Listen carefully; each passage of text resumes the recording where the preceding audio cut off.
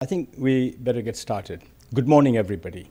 And I hope you are refreshed after your cup of coffee.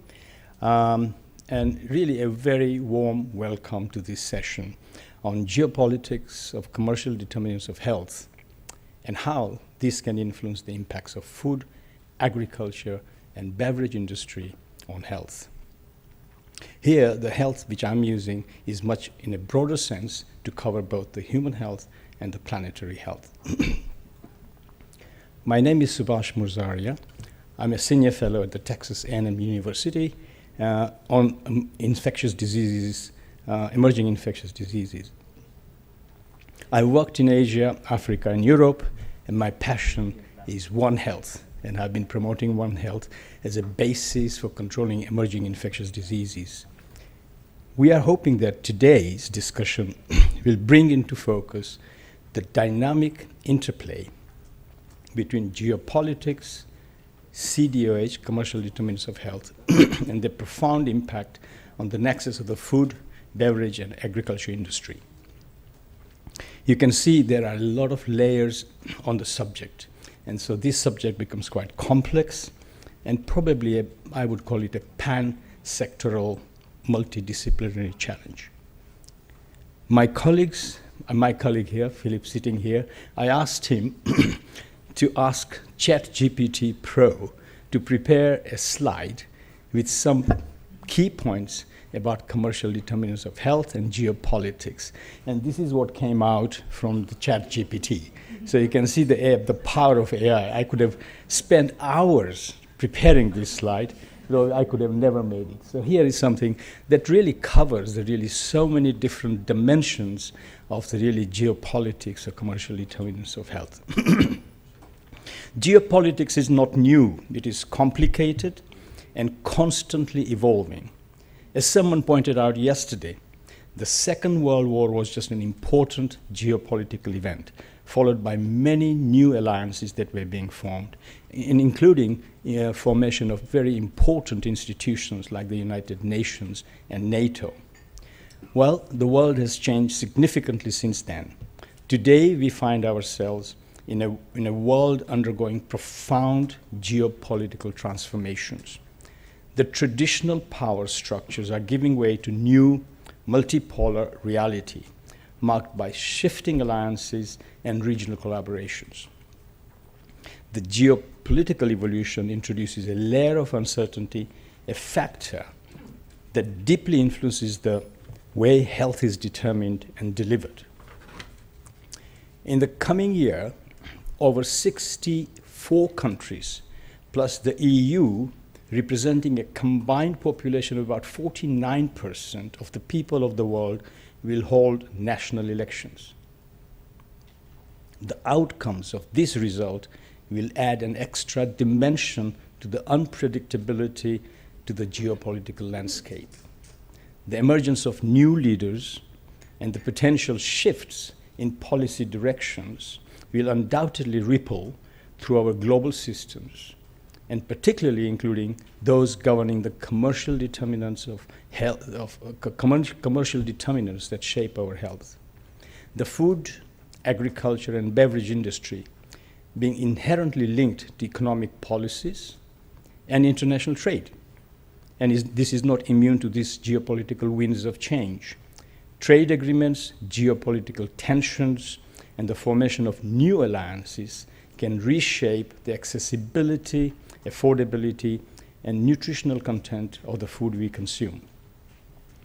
We all know geopolitical events such as Brexit and now the ongoing war in Ukraine, Russia, and Gaza have significantly impacted on global food supply chain, threatening food security in many, many parts of the world. It shows how interconnected we are.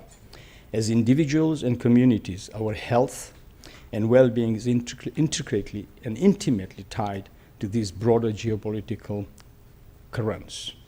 In the next 1 to 2 hours, we aim to develop a deeper understanding into the complexities of this subject, and with the help of you and our panel members, discuss potential solutions and foster a deeper understanding of how the geopolitics of commercial determinants of health can be harnessed to promote positive change for all of us.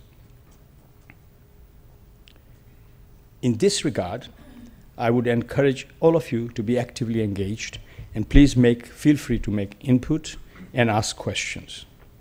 So without any further ado, I would like to first invite our first speaker, Dr. Nathan Mani. Nathan is a lecturer in inequalities and global health policy in the Global Health Policy Unit at the University of Edinburgh. He's published a first book on the CDOH, Commercial Determinants of Health. Nathan's research interests center on the structural and commercial determinants of health, with a special interest on how they shape public understanding and policy. Nathan, please.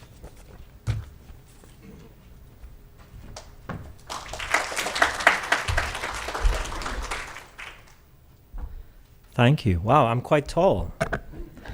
It's great. I have a little box here. Thank you very much for the kind introduction, Subhash. Thank you very much to the organizers for putting this session together. And thank you all for attending.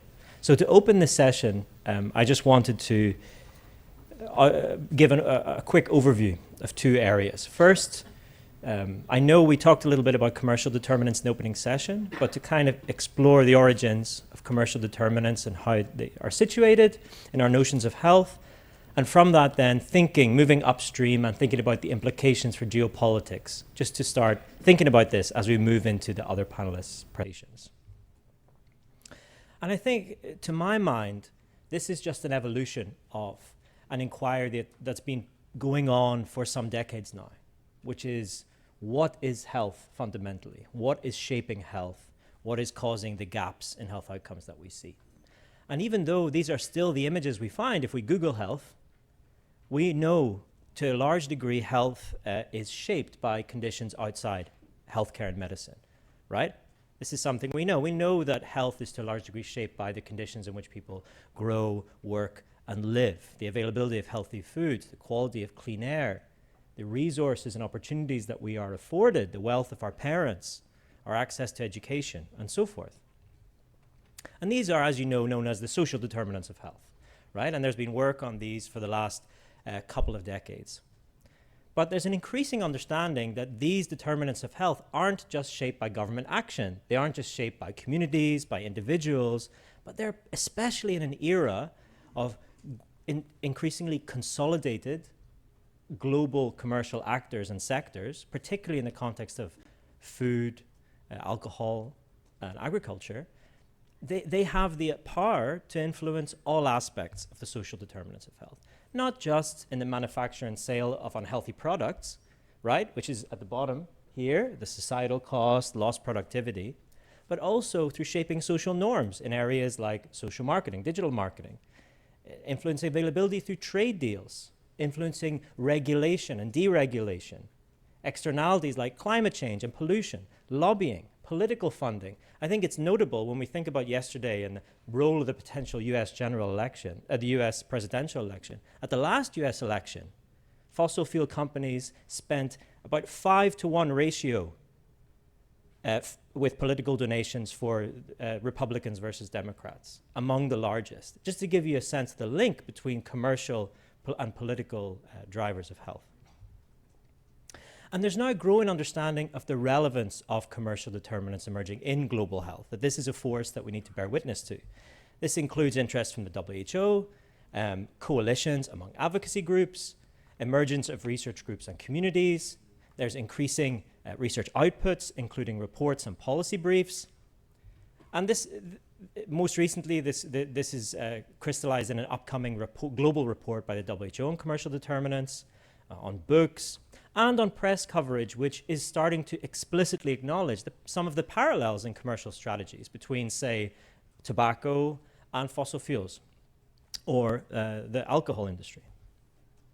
And just to give an example of the scale and the nature of these sort of parallels, I want to borrow from some research that we did over the last couple of years. One of the areas in which the tobacco industry became infamous for, and one of the things that made it such a specific focus for regulatory attention, was casting doubt on the evidence of harm, right? So secondhand smoking and the harms, but also the evidence that the industry was actively undermining public understanding. And this is an example. This is British American Tobacco in 1992, and they say cancer is a very complex disease. Many factors have been associated with the disease besides smoking, including occupational, environmental exposures, diet, etc., etc. Clearly, there are many gaps in knowledge that only further research will resolve, right? So this is an example of the manufacture of doubt. But we see very similar arguments in opposition to sugar taxes, for example. We believe obesity is a complex problem which cannot be reduced to the demonization of one ingredient. There is no simple answer to the complex problems of obesity. This is from food industry. This is ExxonMobil in 1998. Earth's climate is affected by many complex variables such as sunlight, clouds, rain, wind, ice, storms, lightning, volcanoes, comets, magnetic fields, and living organisms, including humans. Throughout history, climate has fluctuated between periods of warming and periods of cooling. And most recently, this is from research we did on the firearm industry in the US. Is there a cause and effect relationship between firearms and suicide? Nearly everything gets blamed for suicide at one point or another. Love, hate, religion, pain, boredom, fear, shame. So you can see the parallels in these kind of strategies, and they exist because there are parallels in the conflicts of interest that propel these industries. There are parallels in the PR firms and legal firms that they're employing, right? And the fundamental reason is the same. They are their future revenue is at risk, so they expend a portion of that revenue to protect it, right? Including through misinforming the public. And we see this in this excellent analysis of food industry framing in WHO consultations, right? So this analysis looked at how food industry was responding in WHO consultations and the main themes that were emerging. And it included companies themselves, but also the trade organizations that would separately comment. And you can see how many trade organizations these companies are a part of, right? And the commonalities included that regulation was too simplistic, that self-regulation was preferable, that restricting engagement with the industry was harmful, that the WHO was overstepping its mandate, that policies were infringing on national sovereignty, that NCDs are a national responsibility. And in some cases, across trade groups, they'd copied and pasted the response and just changed the name, right? So they were submitting identical responses. And these kinds of questions and research are important because there isn't just the individual effect of these contributions, but there are cumulative effects of this over time when you think about it. Cumulative effects in undermining public health evidence, or the role of regulation, or the notion of national sovereignty, or the role of the WHO, right? And this has led to an increasing focus in this area, which is exemplified by the Lancet series on commercial determinants, which I encourage you to read if you haven't already. It includes articles on defining, going beyond unhealthy commodities, and future directions for research. And it includes an editorial from the WHO Director General underlying the fact that commercial determinants are at the core of many global health challenges we face, not least of all climate change. Now, how does this relate to geopolitics? Well, as Subhash mentioned, you have this, in some ways, symbiotic relationship between some of the largest companies and trade and blocks and leading economies where shareholders are based in. And it's impossible to ignore the fact that in many countries seeking to enact stronger regulation, some of the main opponents are the finance ministries of the very same high-income countries who are offering them aid when it comes to infectious disease. But when it comes to policies that would prevent NCDs, right, a different arm of that same country is opposing it, right? And we have examples like this in the UK, where we have banned pesticides from use in the UK, but our government is protecting and defending the use of the same pesticides in other countries because they're contributing to our economic growth. And we know that companies exploit these kind of tensions because really they have a truly global lens. So I want to give an example from tobacco, and these are leaked slides from Philip Morris Corporate Affairs Department from about 10 years ago. So these aren't historical, these are quite recent. And as you can see, their corporate affairs department are very worried about plain packaging becoming a mainstream issue, right? They're monitoring its spread.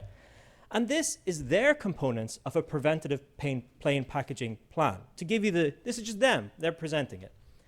They're going to identify local arguments, conduct a constitutional assessment, look at trade agreements and international treaties to see where they can influence those, look at process-based roadblocks. They're going to support a World Trade Organization case against plain packaging. They're going to promote this as a patent protection issue with the governments where that's favorable. They're going to build coalitions. They're going to leverage international stakeholders. And look at the image that they choose when they're leveraging international stakeholders. They're talking about governments wherein their shareholders are based, right? About taking command over media reporting. Like, this is an example of the coordination and global strategy and scale that we're talking about, and how it intersects in various ways with geopolitics and global governance instruments, right? And this is not unique to tobacco. It's just an example where you have very clear, direct, red-handed evidence. So coming back to geopolitics, why should this matter for the topic at hand? Well, there are a range of reasons. I just want to offer some examples. First, it matters profoundly when we're discussing healthy future economic growth, particularly in low middle income countries. How do they resist the penetration from both companies and the countries supporting them into these emerging markets when it comes to, say, alcohol, sugar-sweetened beverages, ultra-processed foods, right? How do these countries resist that, right, this combination? It matters when it comes to externalities related to climate change or pollution or supply chains, right? A great deal. It matters when it comes to accountability and enhanced accountability. And of course, it matters in relation to social media and AI, because again, we see a geopolitical race for ascendancy in access to data, in access to advanced AI tools. And that is in tension with efforts to regulate AI, to regulate digital personalized marketing, cross-border marketing that individual countries are trying to employ. And they face not only globally consolidated massive tech companies, but also the countries in which those tech companies are based, who may not wish to regulate because they see this as an area of economic growth. They see this as an area where they can gain a tech lead over their geopolitical adversaries. So there are a range of geopolitical implications of the role of these commercial actors, particularly in these globally consolidated areas. And I want to mention agriculture because it is an incredibly important area where there's a tension between local, sustainable agriculture and that development, right? And largely consolidated agribusiness interests, right? Who are fundamentally in opposition to that. And there have been some glimmers of hope. So there was a Bridgetown Declaration on NCDs and Mental Health in the middle of last year. And it was really the first political declaration by small island developing states, as it happens, that explicitly dealt with commercial determinants of health. And they said to address negative trade-related and commercial determinants of health, small island developing states need to act individually and collectively to protect their regulatory and policy space in trade and investment agreements. It was an acknowledgement that individual small island developing states could not resist the influence, right, of single powerful member states and these companies. They needed to find ways to work collaboratively as a bloc. And I think there is a chance to apply evidence towards greater policy coherence in this regard. That yes, there's a great deal of nuance and complexity among private sector actors across geographic contexts, but there are strong parallels emerging in key harmful product industries in terms of strategies and approaches. And these parallels aren't reflected in our regulatory approaches or our conflict of interest guidance. As I mentioned in the previous panel, we remain kind of, even if intellectually we don't feel that way, in terms of practice and action, we remain in a mode of tobacco exceptionalism, largely. Yeah, that's fine. And this has a range of potential risks, undermining partnerships more broadly, right? Productive partnerships with elements of the private sector, if we adopt a binary all or nothing approach. It ignores the role of these companies in preserving between or within country inequalities and the kind of neo-colonial dimension of extracting resource and externalizing harm and collecting the profits in high-income countries where the shareholders reside. And it undermines efforts to build more sustainable economic systems in individual countries and in wider regions. So in terms of potential opportunities moving forward, I hope, as I said, that there will be a building of greater coalitions, including between member states and regions, who identify these power asymmetries and see the commonalities and the challenges they face.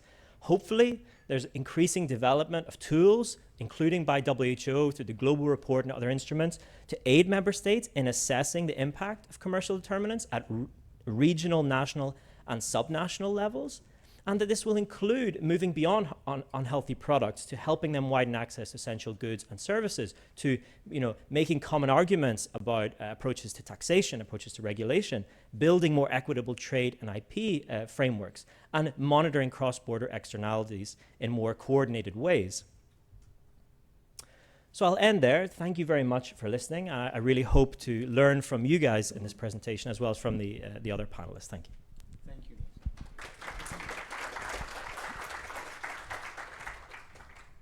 Thank you very much, Nathan, and really very nice overview. And just you told us a little bit about a primer on the commercial determinants of health, as well as how geopolitics impacts this and its influences. So I think that, as we discussed earlier, I'm going to just take a question for clarification or something, but there is going to be a 1 hour of question and answer session as well afterwards. So just a quick, if there is a point of clarification, otherwise we go to the second speaker. Okay, we are going to go to the second speaker, please. I'm going to invite now Dr. Simon Barquera, please. Simon is from National Institute for Public Health in Mexico. He's a medical doctor, fellow of the Obesity Society, president-elect of the World Obesity Federation, and fellow of the National Academy of Medicine and at the Mexican Academy of Sciences. Simon, over to you. Thank you, Dr. Sebastian. It's an honor to be here in this beautiful country that is in the other side of the world, but that shares a lot of the problematics that we are experiencing in my country. And I am going to give you a perspective of how are we living these conflicts of interest and our efforts to overcome non-communicable chronic diseases. Just to start and put it in context, the main problem in Mexico, the main burden of disease is nutrition-related risk factors. Since about 2 or 3 decades, we started to explore what will be the drivers of these changes in the diet and the food environment, and we very quickly identified some things, shifts in the diet, increasing the consumption of sugar-sweetened beverages and other ultra-processed foods. Although we identified that in the year 2000, it was until the year, about the year 2013 that we were able to have our first success on policy intervention. That was the sugar-sweetened taxes. And then in the year 2020, we approved the warning labels in Mexico. So even after working too many years trying to have interventions, only 2 successful ones in the last 20 years. The warning labels is a good case to show you some of the things that we have experienced and overcome. We used to have the GDA labeling system, which is a labeling system developed by the food industry. It's very difficult to understand, and it was approved without any consultation by the government and the ministries of finances and economy. We push for the Mexican front of pack warning label, that is these black octagons that you can see there that advise people to avoid these products because they have excess calories, sugar, sodium, saturated fat, and trans fat. And also they advise not to give children products with caffeine or artificial sweeteners. This is based on a Chilean warning label model. So we had also evidence that it was working very well in Chile. And immediately all the academic community started to do some tests of understanding and started to support this system. After many years of efforts, we finally were able to implement it, and this is how ultra-processed foods look now in Mexico. You have products that have a significant part of their package just occupied by these warning labels, and this is something that consumers don't like. They don't like this warning label, so it creates aversion to these products, which is good.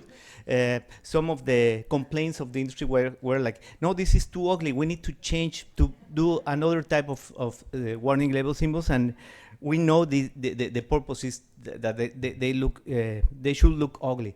The other thing is that products that have this warning label cannot display in their package cartoon characters, because we know the cartoon characters are very important and very attractive for children, and we want to avoid this interaction with children that food industry has built through many years, and that main captive consumers even in the adulthood. Like, many adults were complaining that now they don't have this character in the packages of unhealthy products.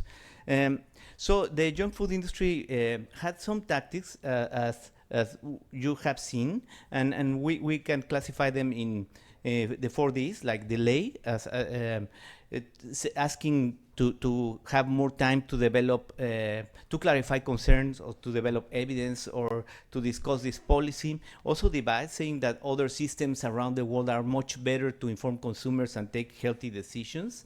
There was a lot of argument about the European Union and their system, their warning label system. Also to deflect and to talk about other problems, such as the impact on employment and economy, the violation of intellectual property rights in taking out the cartoon characters from these brands, or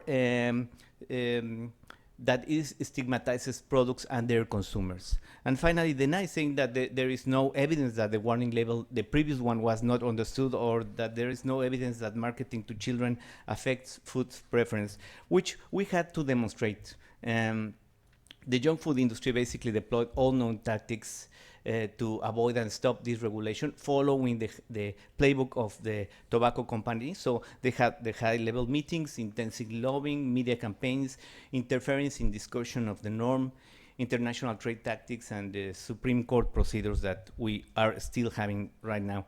And some of the time that we have employed after the implementation was just to demonstrate that these arguments are not really true. This is, for example, this was a paper that we developed to demonstrate that taxes are not affecting economy and employment of the sector. And you can see after the red line that the changes in employment in the industry and changes in employment in the commercial establishment that market these products did not decrease after the implementation of the policy.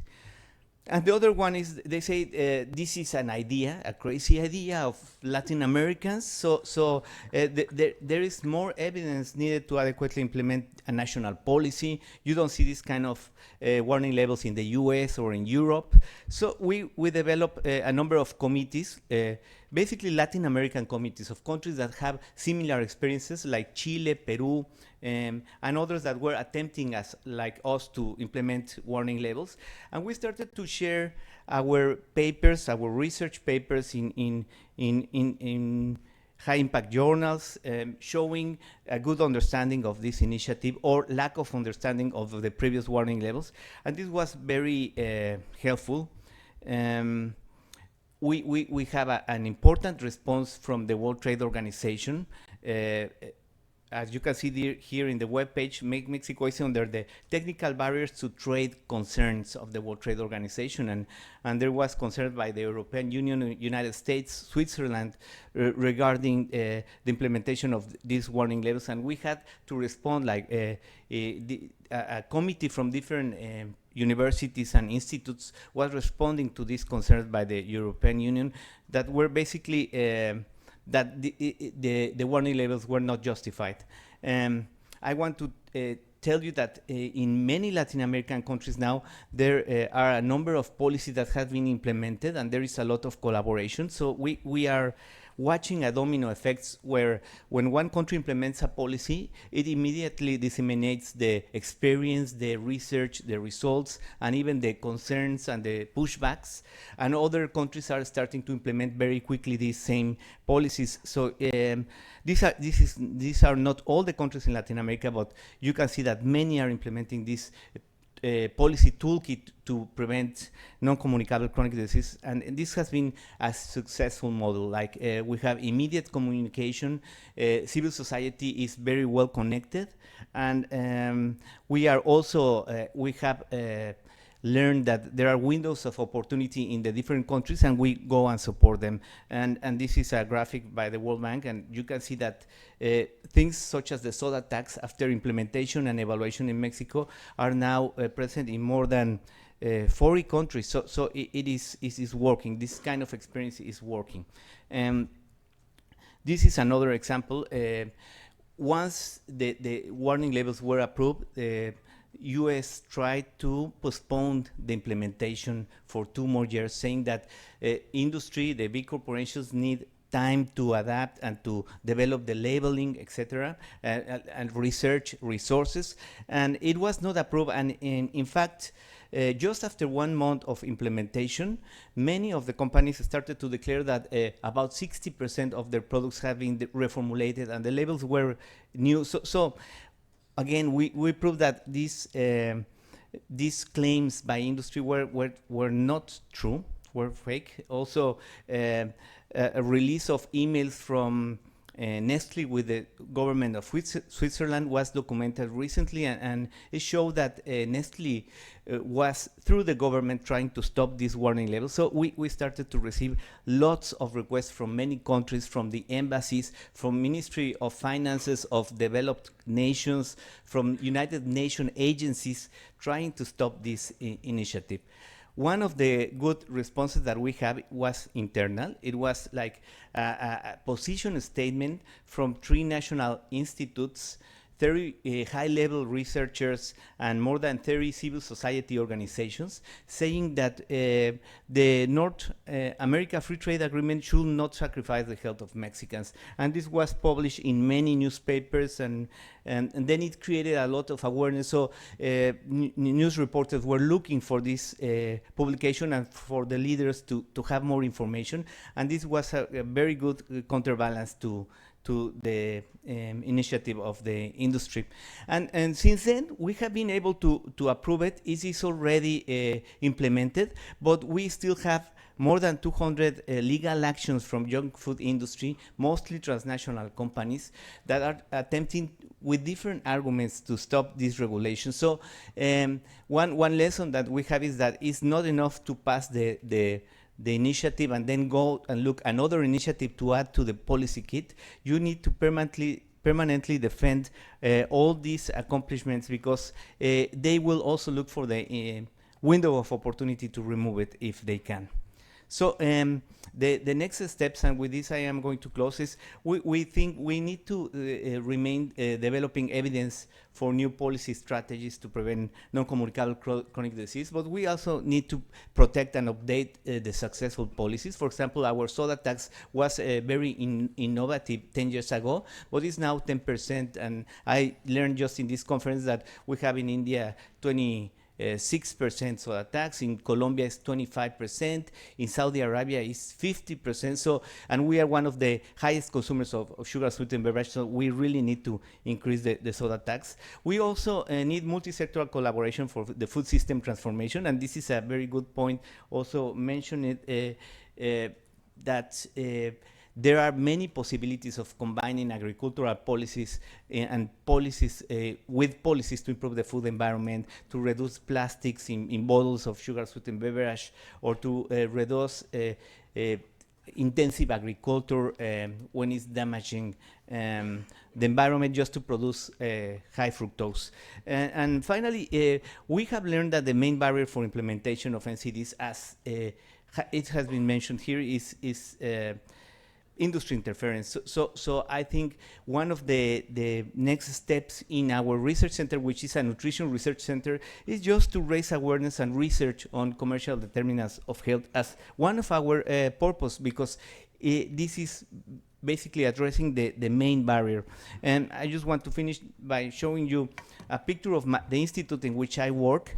And just the day after this is 10 years ago, and the day after it was the tax was approved and we were going to celebrate, we found this new advertisement just in front of it. Was like, this was intimidating. And it's very common in our countries. And this is the research team at the institute. Thank you very much.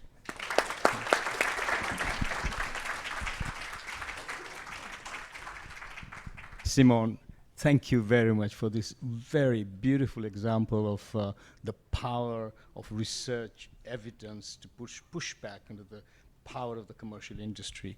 I think that it is just quite fascinating to see the sort of tactics they use. I think this is a theme we have been listening to throughout the conference about the commercial determinants of health and the power of the commercial companies. So it's quite nice to see that. Also, I think you covered the sort of regional dimension, the geopolitical aspect of this, and the context in the way the NAFTA eventually agrees to essentially look at the individual country's protection for health over the sort of profit area. So I think that's an excellent presentation. If there are no questions for clarification, we'll go to our third speaker. She is Ms. Kun Kanikar Kijitwachakul. She is a vice chairman of FTA Watch Thailand. This is a coalition that monitors and campaigns against free trade negotiations that have severe social effects. She is also a representative of non-profit organization in the Thailand National Health Security Board Committee. Kun Kanikar, please. Thank you so much. I no need to introduce FTA Watch as Dr. Subraf already mentioned.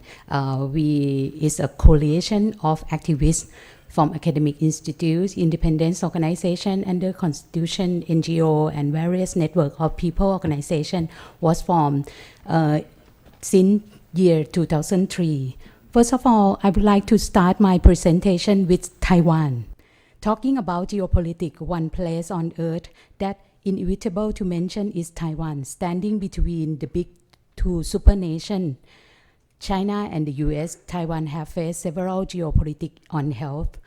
March 2014, during Kuomintang, Ma Ying-jeou government attempt to push through the cross-strait service trade agreement with China. Mass student movement known as Sunflower Movement took over occupy the country legislature, while 10,000 of workers support them on the street for 24 days against the trade agreement. End of 2020, President Tsai Ing-wen administration lifted a long-standing ban on import of U.S. pork and beef. That decision has met with fierce opposition both from Kuomintang and individual citizens. The new policy allows import of pork with acceptable residue of lactopamine, a drug that some farmers add to animal feed that promote the growth of lean meat. But U.S. pork face a host of new obstacles in Taiwan market, including additional country of origin labeling requirement, more frequent residue testing, later batch by batch, and regulatory interference by local government. According to Taiwan FDA statistics, revealed that between 2021 and 2023, it inspected 244,000 pork products and detect 77 labeling errors.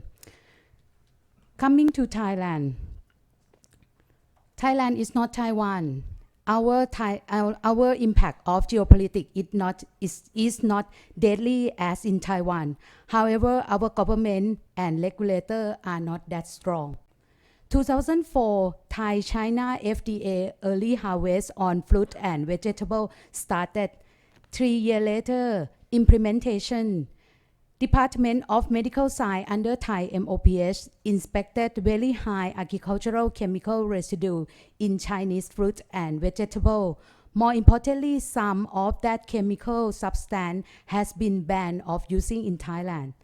MOPH decided to strictly inspect fruit and vegetable importing from China batch by batch, but this inspection could not last long. 2 months later, that means September 2007, Thai Rice Exporter Association complained Chinese custom at Guangzhou port has blocked 5 to 6,000 tons of Thai rice from importing to China without giving any reason. Immediately afterward, Thai MOPH quietly dropped the thorough inspection. MOPH continued to do the inspection but never announced the result. Right now, that is the only Thailand Pesticide Alert Network or Thaipan and NGO organization and Thai Consumer Council had carried out the inspection and announced to the public annually. They can do only once a year due to the high cost of chemical tests. Go back to Taiwan case again. Thailand as the U.S. major non-NATO alliance, one of the biggest trading partner. Although there is no FTA between Thailand and the U.S., the U.S. has utilized the Special 301 report on intellectual property right violation status and GSP, the unilateral preference tax, to control Thailand. As in case of pushing Thailand to patent on medicine 8 years before WTO TRIPS agreement implementation. But not only in that case of medicine, pork importation, like what happened in Taiwan. During Trump administration, the U.S. trade representative stated that Thailand treatment of U.S. pork provide a clear basis of removing or limiting its GSP benefit. U.S. pork has been banned in Thailand because the use of lactopamine, like in Taiwan.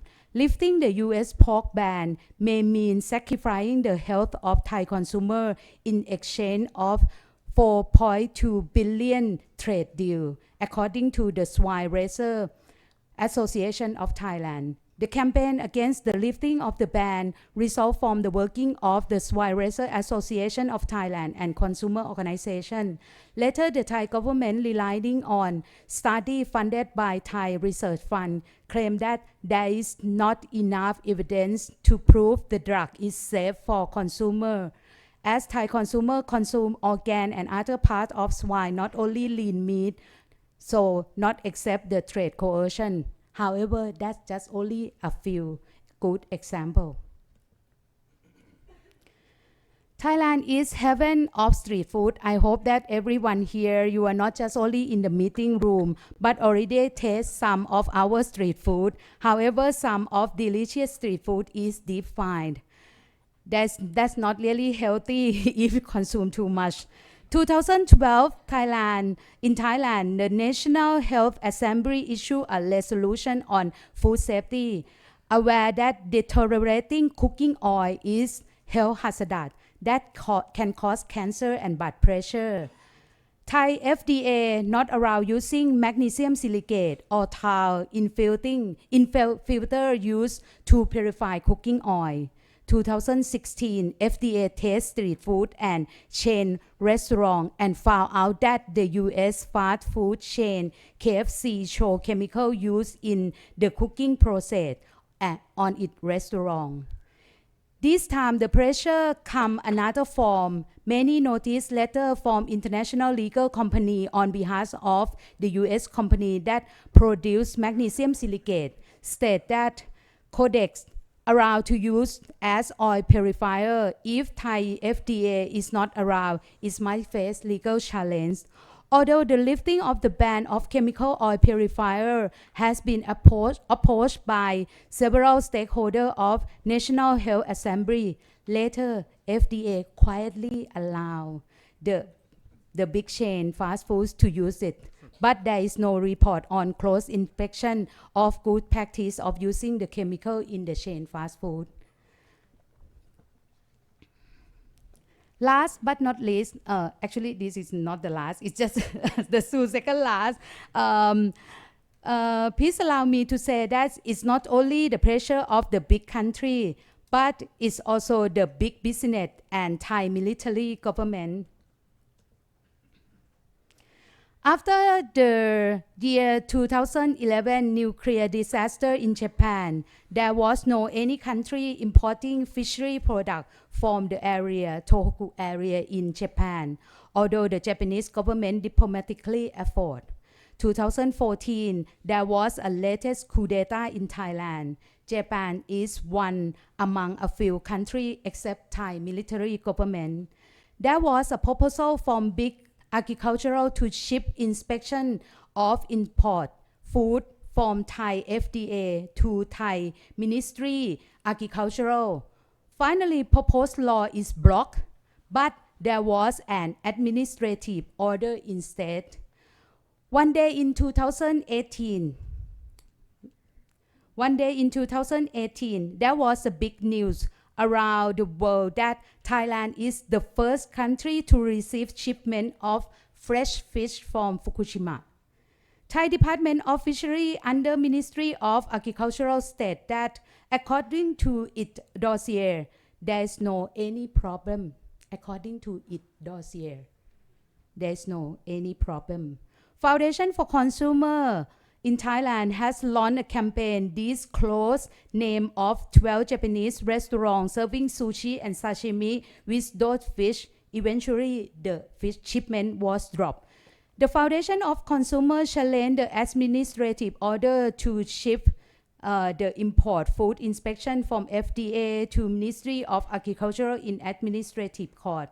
Although it failed, FDA is informally coming back to join the inspection as its press conference after the release of the radioactive water and importing seafood from the area. There will be more and more negotiation that might harm on health like CPTPP, EU-Thai FTA, EFTA, Thailand FTA, including IPEF, the Indo-Pacific Economic Framework, the proposed text such as TRIP Plus provision that will undermine ability of universal health coverage to provide affordable treatment and affordable medicine for people. ISDS or Investor State Dispute Settlement in investment chapter that will limit public policy space to protect consumer rights, people rights, as not around GMO labeling, and UPOF 1991 that will destroy small-scale farmer and organic farming. Thus, it's time to call for an action. Transparency in negotiation, empower, enhance, and ensure good governance on solving problems created by commercial determinants on health, ensuring and promote evidence-based policy to tackle social determinants on health, working closely with academic community and civil society, decision-making based on evidence, consumer rights protected, labeling had to be reserved, routine and tight inspection, including pre- and post-marketing. Thank you so much for allowing me to give the presentation.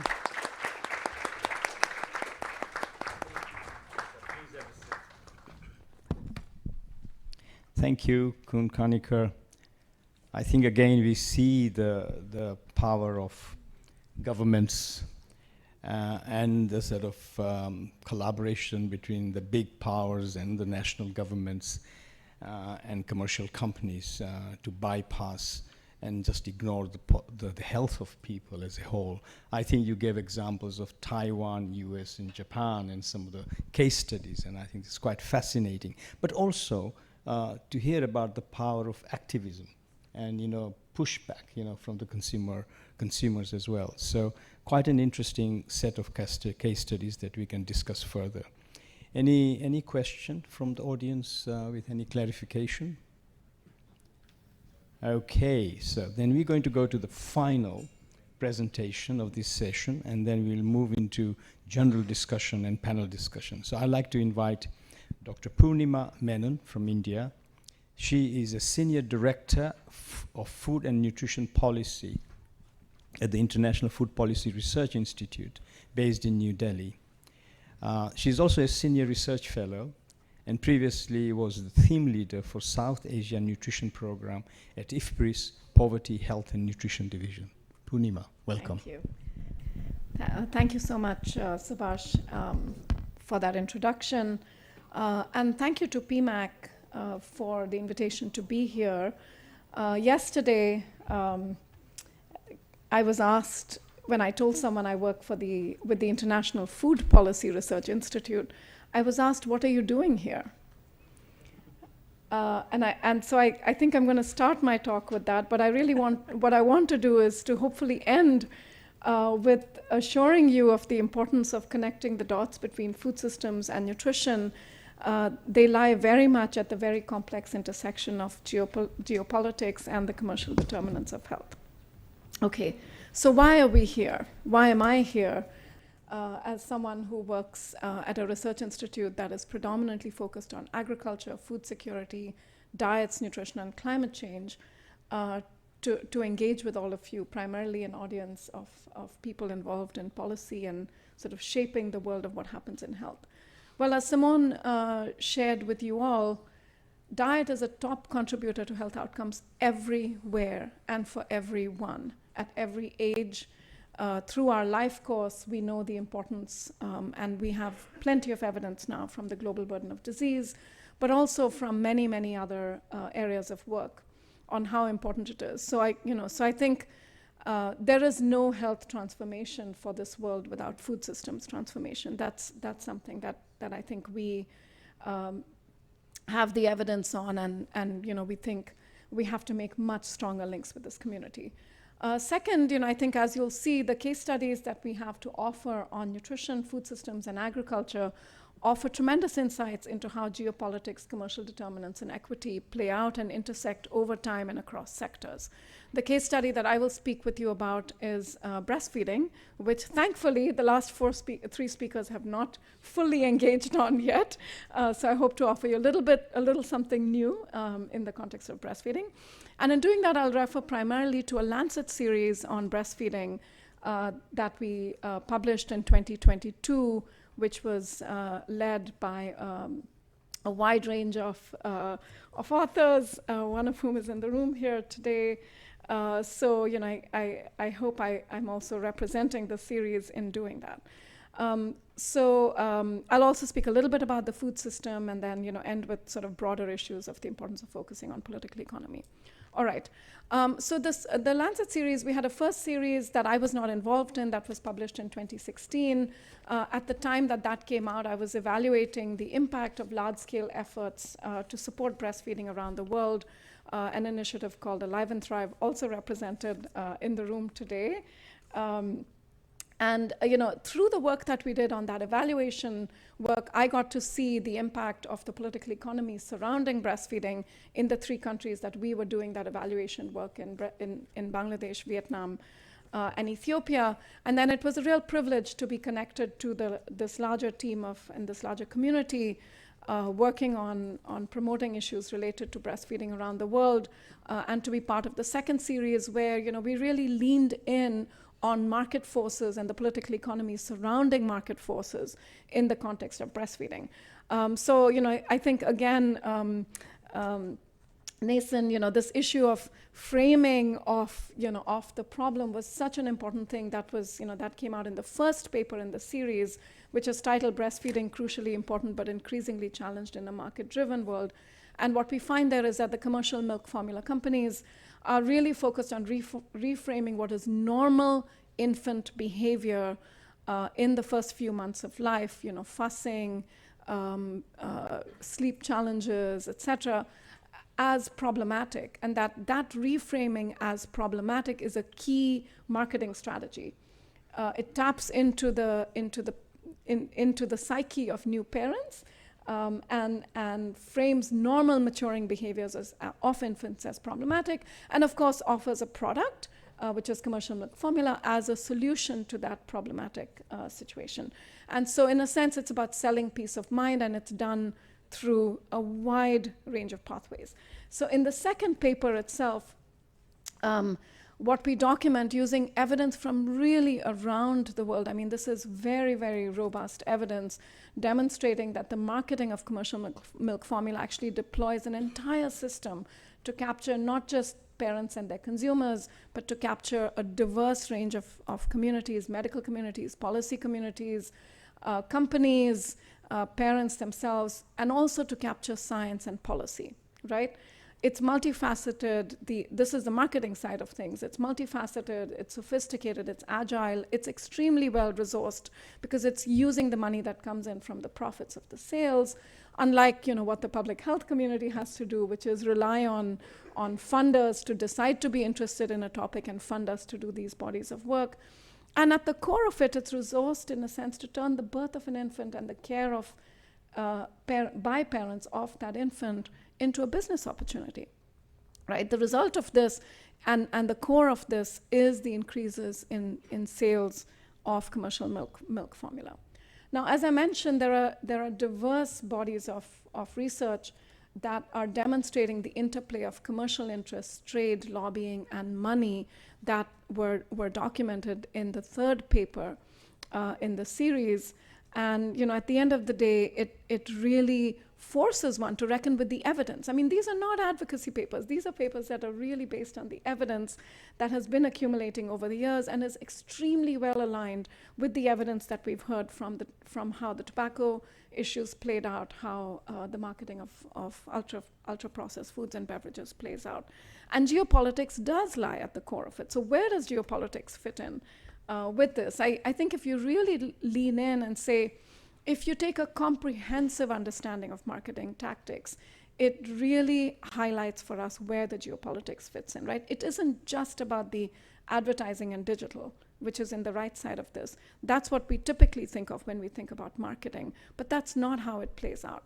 It's in the marketing resources that go into shaping policies and investments across the world. It's the engagement with international regulatory bodies. I mean, in breastfeeding, as a case study, we have evidence going all the way back to the 1980s, where President Reagan influenced the whether or not the U.S. would sign on to the WHO Code of Marketing of Breast Milk Substitutes. People in that community have been studying the unfolding of the code itself, of the compliance to the code, the discourse around it in global bodies. This is big business. Millions and millions of new clients coming into it every single year as populations grow. There has been tremendous investment in preventing progress in this area. We need a lot more work there. I'll try and end soon. All right. Now, if we move into sort of food systems in agriculture, so I think for us, breastfeeding and the history of the work there offers a view of what happens in that part of the food system that targets the first years of a human being's lives, right?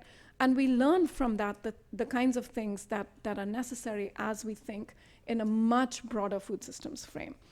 Now, at IFPRI, many of my colleagues who would have been thrilled to be here work on issues related to trade, issues related to the political economy of agriculture reforms, and we've recently published a book that I'll share about. But I think as we look at it, what we understand there are many political economy challenges to the policy reform that is necessary to deliver the multiple outcomes that we want to see from the food system. We're looking for a wide range of outcomes from the food system because we've recognized the importance of the food system in shaping human health, in shaping the environment, in shaping outcomes such as air pollution and other such things. But if you take each one of these, you realize that this is really all about political economy. There are internal competing interests, for example, in domestic spaces, among the community among us that's asking, for example, for sugar taxes from a public health perspective, but that competes with those who are in the agriculture industry and the farming industry who are concerned about the economy surrounding sugar. There are concerns among the farming community when we begin to lay things on the table about food systems being more than food. Some farmers are interested in joining and engaging with the community that is concerned about climate change, nutrition, health, and biodiversity, while yet others are concerned about the impacts of what we're asking for of farmers, of the farming community, because they now feel targeted as climate culprits, right? So the political economy surrounding what needs to happen in the food system and it really is a food complex, I don't know that it's really a system, is just tremendous. And we have to begin to understand this, unpack it, and really within it understand the role of geopolitics, of course, as well. So at IFPRI, we recently launched a book on the political economy of food systems transformation. I don't know that we fully unpacked the geopolitical side of the political economy, but I think there are real insights for an analysis of the geopolitics of this in there as well, because at the heart of it, this is really all about interests, right? And competing interests across all of this.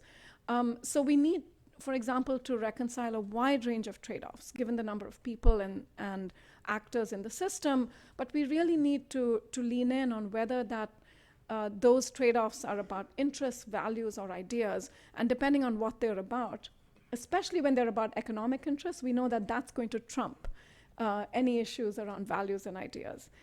We also know that coalitions are essential, but the ways in which coalitions themselves shapeshift, change, and calcify and transform over the years is going to be important in terms of whether we're able to deploy and move that political economy to operate in ways that support public interests. We also know that divergent preferences can be reconciled, but that the ways in which they will need to be reconciled will require strategic policy design, both in domestic spaces and in broader global spaces. We're going to require that anything that happens requires matching policy instruments with capacities, financing, and institutional settings. We have seen how difficult it has been in the space of breastfeeding, even with a law in place, even with global agreements in place, to actually create the institutional capacities and the financing that's needed to monitor and to assure compliance. And then last but not least, people contend that it's not about food superheroes, but villains. But I think we need to, really think about the actors in this space and the, maybe an entire complex of problematic actors and bring them together. We also understand that globally and regionally, there's a huge crisis in multilateralism and a growth of multi-stakeholderism that raises new geopolitical considerations. And I think that's something that we'll need to discuss. Consensus decisions are much more fraught in multilateral bodies now, with many different pressures to transform them. I think we saw some great examples of that. The intergovernmental decision-making, including on agriculture, and remember, agriculture is almost the major economic driver in many of the countries we're working in. It is a huge topic in multilateral discussions. Folks working in health have to engage with these discussions. And then the last piece on multi-stakeholderism itself is that there is a growing emphasis on stakeholder participation. Many global meetings are changing to include stakeholders from different spaces, but there are then challenges around obligations related to intergovernmental commitments on accountability, which get lost in some of the more nuanced multi-stakeholderism dialogues. The last point that I want to make comes from a global project that I've been working on really just for less than a year now, where we've been looking at diverse global fora that have discussed the Sustainable Development Goal 2, which is on, and just a subcomponent of that, which is on solving the food security and hunger challenge. And what we've identified is that there are a large range of meetings where the issue of food security and hunger is discussed every single year. These include UN meetings, they include WTO meetings, G20, G77, and various other food and agriculture events. What I've been doing, with a large team of researchers focused, especially political scientists, is analyzing the commitment and the decision documents coming out of these meetings. And really what we see is that even though governments and intergovernmental bodies are recognizing the problem of food security and hunger and poor diets and committing to act, the commitment to act is simply not matched by the commitments to action, including commitments to specific financing, specific accountability mechanisms, and to resolving conflict of interest. And so, we use this as a simple example that something that is already recognized as a fundamental human need, solving hunger, is still so challenging to move forward in diverse global spaces. And I worry about what that means for many of these other concerns, where the concern to solve itself may not be as shared around the world. So in conclusion, I want to come back to my key messages. There can be no health transformation without food systems transformation. The case studies that we have from food, agriculture, and nutrition offer really strong examples of how geopolitics and commercial determinants and equity are playing out and intersecting over time. I really invite all of us to look at the long history of the work on breastfeeding and commercial milk formula. And we have to find a way to put pressure to create an environment where the global efforts change fast to be fit for the future and to be truly public good oriented in impact. And I think, Nathan, you really spoke to that too, as well as the plenary this morning. We'll really have to lean in on research and on recognition of the importance of political economy, both from the perspective of what we as a community do, but also in terms of how we urge global convenings and places where decisions are made to consider the importance of geopolitics. And we have some giants that are really preventing progress on many different areas in geopolitics because of the commercial interests of the large-scale companies that they host. And that just really has to come out. Thank you.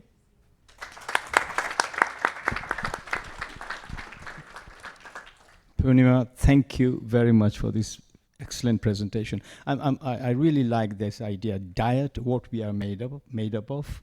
No health transformation without transformation of food systems, and I think these are very important messages.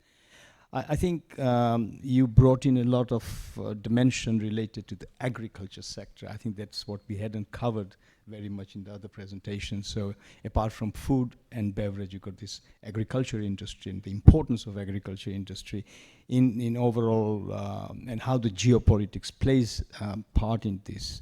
I think as a livestock person, I must also highlight the fact that livestock hasn't been mentioned here, but livestock is an important source of protein and food for human beings. And I think that the big industries play a very important role in intensifying livestock food systems, particularly livestock production, and that has a huge impact on the health of people, health of the environment, and the health of the water. So I think that these are the big issues that we should be thinking about as well.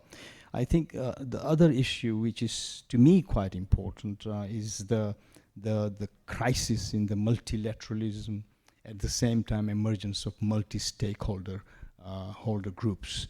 And this creates a very difficult situation in the context of getting consensus on anything, and consensus building is quite difficult.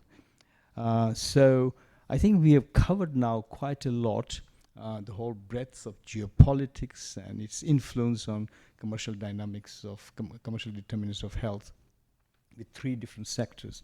Are there any questions for clarification before we go into the panel discussion? If you have any questions, please move towards the microphone in the corridors here. Okay, I think we will come back to the question and answer session later on. But I would just like to start this discussion with a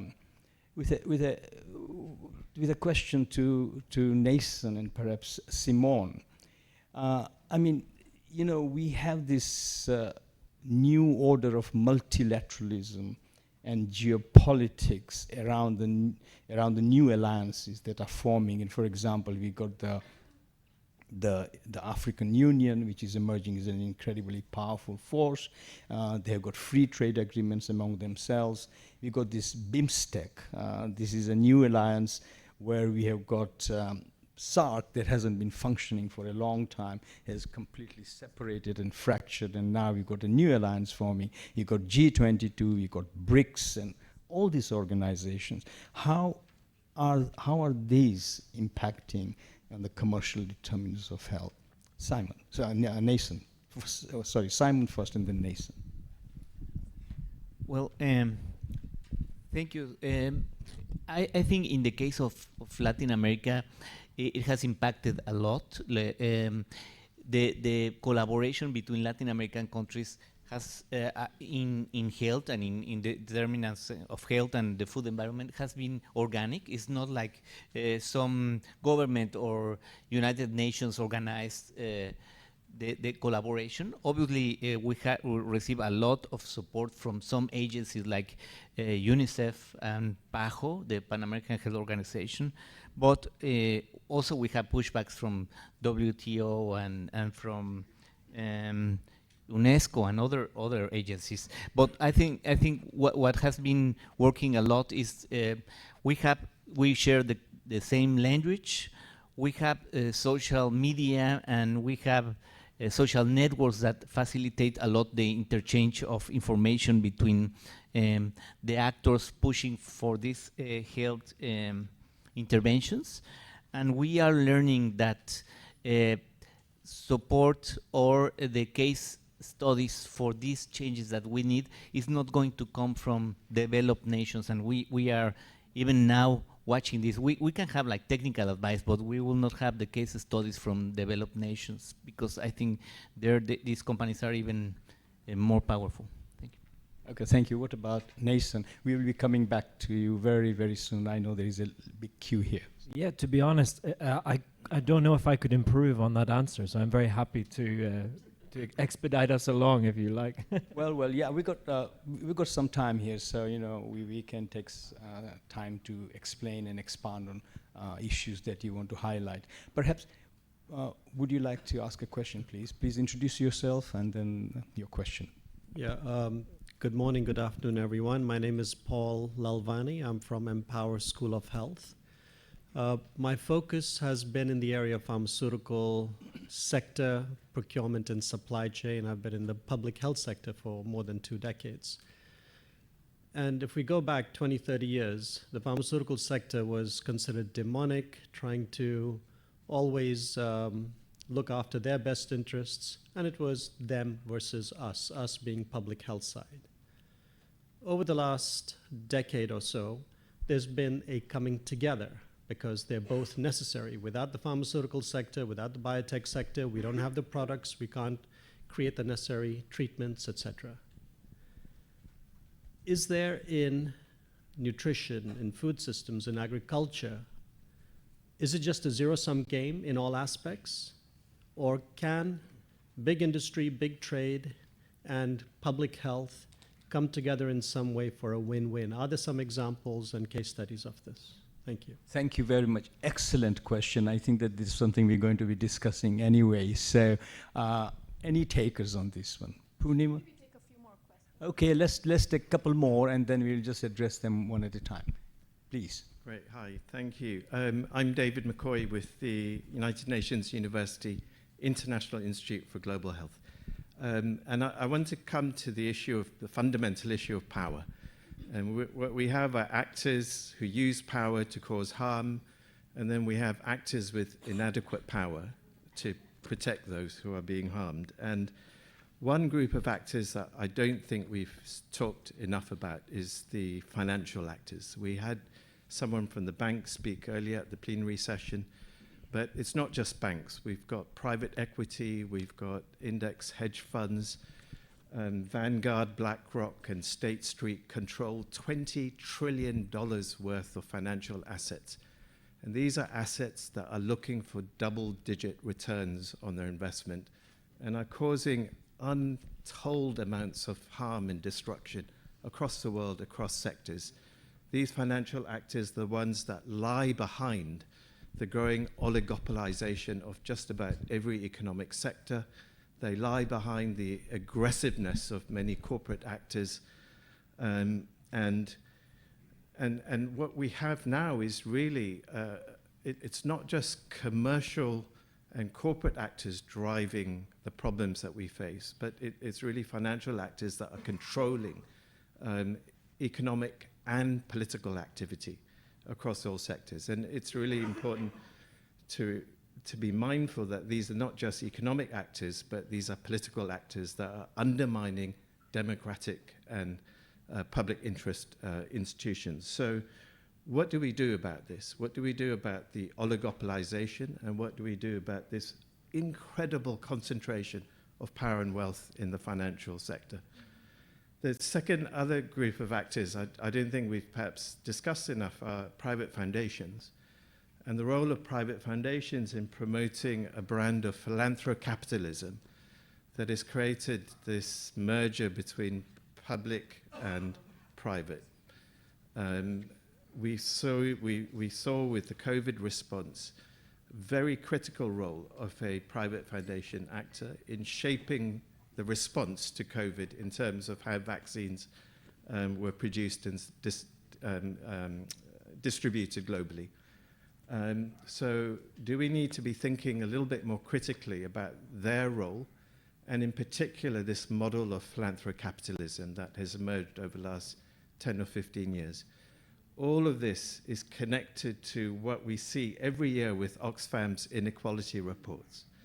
We now have 10 people owning as much wealth as the bottom 3.5 billion people on this planet. This surely cannot continue. And this is, again, coming back to the issue of oligopolization. We are seeing across the world democratic institutions becoming oligarchic and becoming plutocratic. And this brings back to my final point, which is one of the solutions for this, which is preventing and stopping tax avoidance and tax abuse. One way of redistributing wealth and power from private to public has to be to fix the loopholes that exist, to allow, the $500 billion a year that is lost from public budgets and public revenues every year. So we talk about sin taxes, but we really need a full reform of the entire banking and tax system in order to kind of prevent this leakage of public money into private hands. Thank you. Thank you very, very much. And I think that's some very important broad comments, particularly about other hidden players, if you like, that haven't really surfaced in our discussion here. But also, I agree with you that there are foundations who have a lot of power and an influence, and they can direct or misdirect the way they want to conduct research and the way they want to fund, which could harm our health as well. And I think that idea about taxing, and I think several studies have shown how taxation actually does help, manage some of these harmful effects, which are in the context of the consumption of food, beverages, and some agriculture products. I think the big loopholes, and I think we will take that later on as well, but we'll talk about the big tax loopholes as well, and I think that's quite an interesting, much larger and broader question. I think you were second, yes. Good morning, everybody. My name is Nina Vandermark. I'm a research fellow at the London School of Hygiene and Tropical Medicine. First, thank you to all panelists. I think this is quickly becoming my favorite session of the entire conference. Also, representing the Netherlands, one of the world's biggest tax paradises. My question is really quite simple. It's surrounding conflicts of interest, because I saw that all speakers touched upon it, and I saw the slide as well where it was clearly marked in red, COI, conflicts of interest. So within regulatory policies, within generally disclosure policies as well, whether that's at international or national levels, it tends to be not addressed or addressed in a way that there are still, if we're talking about loopholes, the biggest loopholes for conflicts of interest, and whether that's emotive, financial, or otherwise. I was just wondering if any of the speakers have experiences in successful regulatory policies to regulate conflict of interest more effectively. I think that's kind of the main area here. Any best scenarios, hopeful elements when it comes to regulating conflicts of interest in particular. Thank you. Thank you very much. I think we have two more hands. Hello, Zoom. Nice to see you here. I think we will just wait for your questions. Let's just try and address the first three questions. So please hang in there. Okay, so first of all, a question on win-win situation. Are there any successful cases where we have cases of win-win situations, the big commercial companies and food systems and health of people? So Simon first. I was going to say that I believe there is a way to do these relations which will bring a win-win situation. That is that junk food industry accepts the regulations and stop interfering the policies and accept the decisions of policymakers with public health professionals. So that will be the win-win situation and the way to work together with them. If the way to work together with them is having them sit in the decision-making table to discuss the amount of the soda tax or the harms of their products, I think there's no way they can be there. I mean, it's not productive. It's not going to work. And believe me, we have tried that for 15 years and without any result. They were even sit at the observatory, National Observatory for Prevention of Chronic Diseases. That was an initiative for 6 years and without any results. So I think, yes, they can work together with the government and with society, just stopping interference and accepting the regulation and decisions from the experts and the policymakers. Purnima, you were trying to... Yeah, Paul, thank you. That's a very important question. The food we consume comes primarily from private sources at the end of the day. The vast majority of the food system is, unlike the health system where you do have a lot of public health provision in many countries, the food system is primarily private. And so we really need to think about where is it that we engage, how do we engage, and how do you protect against conflict of interest? So the issue here is not can the food industry solve the problems that we face around the world in terms of their contribution, the contribution of food to public health outcomes. They are the ones who have the ability to change. The issue is really the ways in which the conflicts of interest play out, the space that they occupy or don't occupy on policy decision tables. And I think what we are saying primarily is that the actions that need to take place happen in that sector, but there must be regulation, there must be sort of elimination to the extent possible of the conflicts of interest so that they have the space to operate. I think what we've seen in many places is when the regulations go in, the companies are actually really willing and able and happy to work around those regulations. It's when there is no regulation that you have this fuzzy space where it's really sort of a bit more of a free-for-all. And then the policy influence space is very, very important to document. I think what we are seeing from the work on beverages, from the work on breastfeeding, is that there is this constant effort to actively undermine public policy efforts and regulation that would reduce opportunities for profit. And the more we recognize that, I think the more power we bring back to the space of public policy to say, listen, it is our job to protect public interests way above and well above the commercial interests of the companies. And so as long as public policy is focused on the public good, puts in place the regulations, the taxations, and other things that are necessary, I think we'll see the companies move very fast. They will move very fast, as we've seen in the Mexico examples, et cetera, to reformulate, to comply with labels. And then the other piece that's, for me that is untalked about still in the area of food systems and is the power of the consumer. What we choose to eat has a profound influence at the end of the day on what comes through our systems. The famous agricultural philosopher once said, eating is an agricultural act. So, the more we inform and engage consumers, the more power we put in the hands of consumers themselves to reshape what happens. I just want to come in quickly on Dave's point. I should also, say you were so central to what came out in the breastfeeding series. So it's really wonderful to have you here. This is a very, very difficult space, right? The reason we have a rise in philanthrocapitalism is that the public money is simply not there. The public money is not there because, the people making money that would otherwise come to taxes have found ways to protect that money and not pay taxes. there has to be a conversation around taxing the extreme wealthy.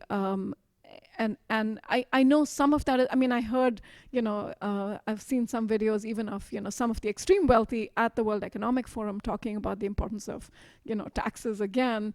But this, you can only imagine, I think, the political lobbying that exists to protect the rich from paying their taxes adequately. So it's a difficult space. I feel like, again, people who are public-minded have to be out there getting the evidence out there. Oxfam's report is very, very important. But what else happens around it is just really critical that all of this comes out. Let's use the power of social media. I think we're seeing more discourse on these things today because people are connected around the world. We can argue about the tech platforms that connect us around the world, but if we're using it for the public good, I guess that's a good thing. Thank you, Purnima. I think it is important to say that the food industry, the food, beverage, and agriculture industry play an incredibly useful and a positive role in the context of food security, etc. I think that win-win situation comes. There are just two big problems. We're talking about the global south, where we need to protect smallholder farming communities. There is sustainability issues for this and the dependence issues with smallholder farming communities. And then you got these big, large agriculture organizations, and they have this huge interest in producing as much food as possible, processed food, so that it just actually is cheaper and it can disseminate very quickly and diffuse throughout the world. So I think that, when increasingly we have pressure on the food industry or the beverage industry in the context of that your products will be challenged, just like they did in Mexico, there'll be heavy taxations on you. Unless we can work together, we have a proper policy framework under which we can design appropriate policies country by country, region by region, and also engage with the wider grassroots level communities, because I think without communities nothing happens. And so this is, I'm not so sure that we have had really good, successful win-win scenarios with these commercial companies at the moment. They are still incredibly powerful, and we need to work harder. And I think the pharma and the pharmaceutical companies really came together working with the public sector, particularly with the COVID vaccine situation. And I think that was really incredibly powerful. Tax loops, and they are really amazing. But I'm retired, and actually, I had my investments somewhere in an offshore account, and one day I got a letter that, your account in offshore account is now blacklisted. And so we're going to tax you very heavily on your savings and capital gains that you made there. I think that increasingly the world is making connections with regard to this and actually exchanging information with regard to so much money. But I think there are more difficult situations when it comes to these big financial companies. I think this is an incredibly difficult problem. I just would like to come to that issue you raised about the kind of conflict of interest, and I think it touches on the earlier discussion, conflict of interest, and is there any successful examples of this? And perhaps I can ask Nathan and Yeah, so maybe I think the conflict of interest question is a really important one that sort of ties all this together. First, I think we have to deal with these issues in a nuanced way. Like we have to kind of avoid binary thinking.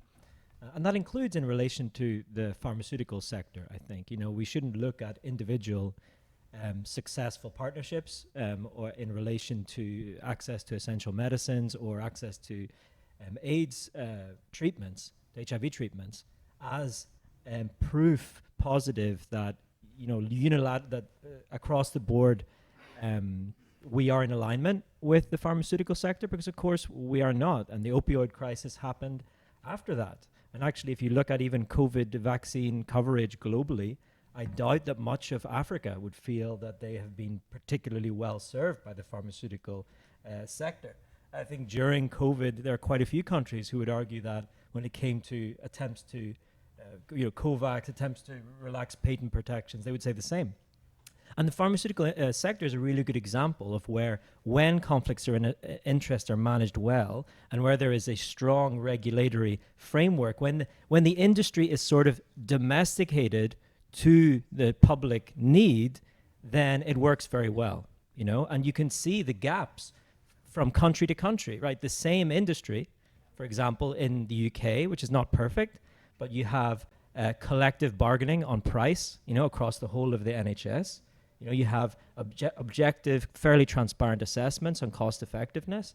These drive down the prices of medications, right? They prevent exploitative pricing. You don't have that from this, and so the same industry in the US is much less helpful, much more damaging, much more politically influential, and can market direct to patients, right? So that you have example of the same industry, the same actor in two different contexts, in one less harmful than the other. And I think that can apply to all these sectors, right? Like, so we can build more informed, nuanced frameworks for conflicts of interest. And there are some examples. The WHO has attempted to create a tool. I've seen piloted a tool on managing conflicts of interest in relation to nutrition.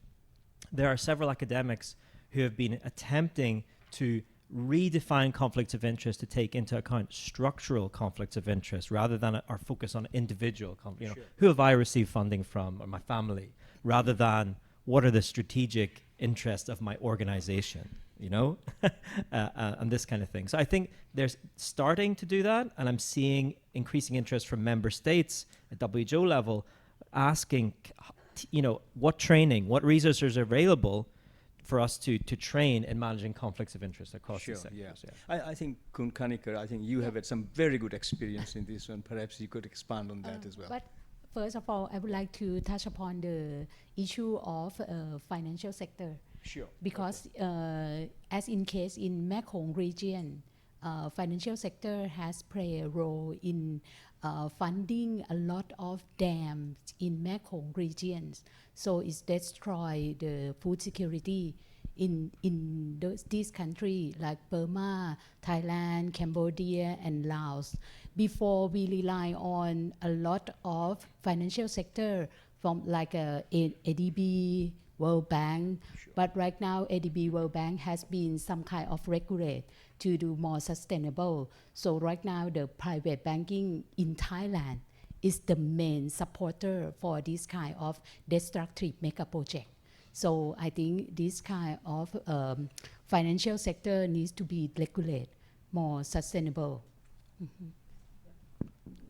Okay, and do you want to touch on the conflict of interest and some of your experiences? Yeah, conflict of interest in terms of like for the food. Right now in FDA, if you go to the meeting of FDA, you need to declare COI.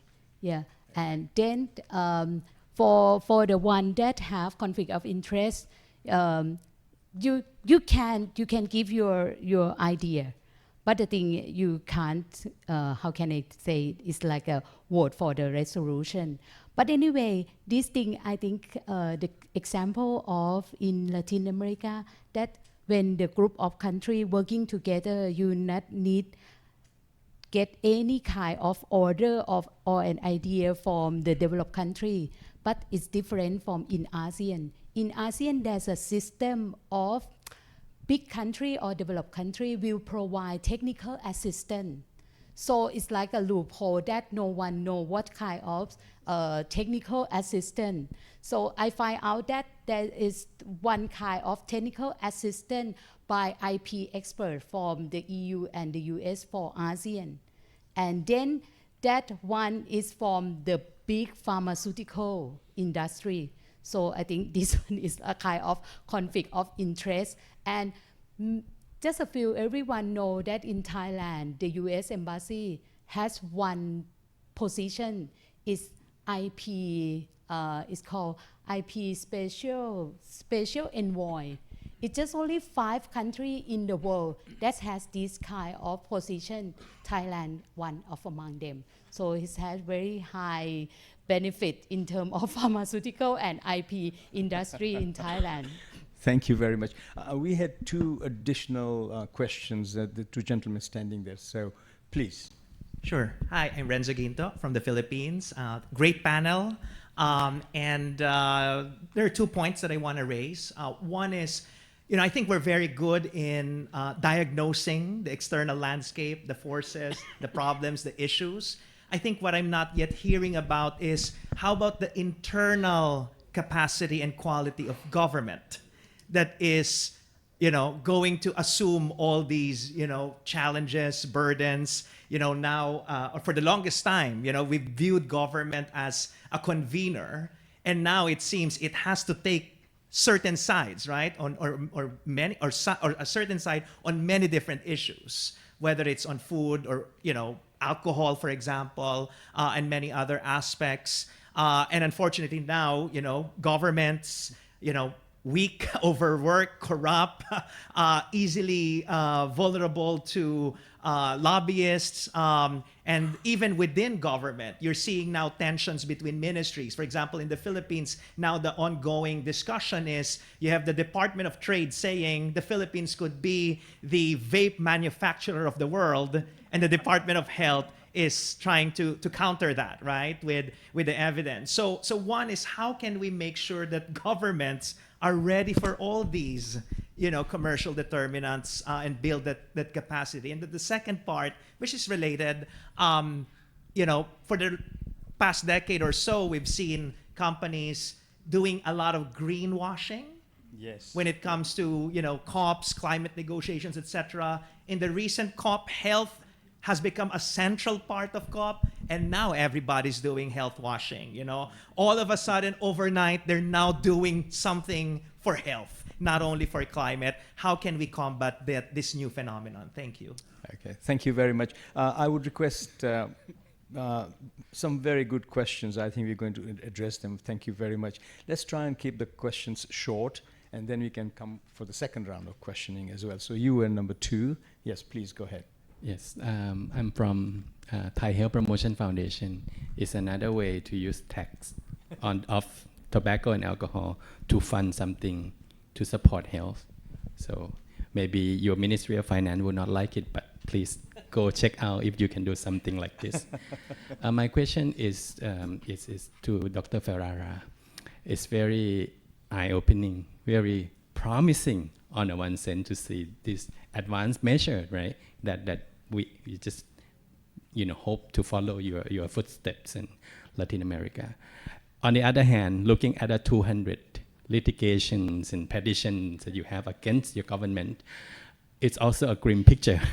And my question is, one, what is the stance of maybe your administrations? Are they, I think over the years this will keep going, right? Do you have any resistance or any hesitation?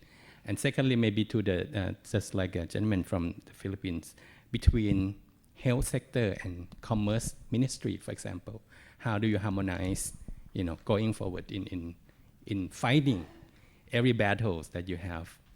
And second, what would you recommend country like us, like Thailand and other countries, to prepare for something like this? That would happen, definitely happen, and should we invite more lawyers, good lawyers, to PMAC 2025? Anything you would suggest, or I should start going to law school in preparation for, So thank you so much. Thank you. We'll take the third one, and then we'll have a little bit of a hold, address those, and then we'll come back to 2 of you. Thank you very much. So third question, please. Hi, my name is Nitat Siri Chotirat. I'm from the Thailand Health Promotion Institute under the National Health Foundation.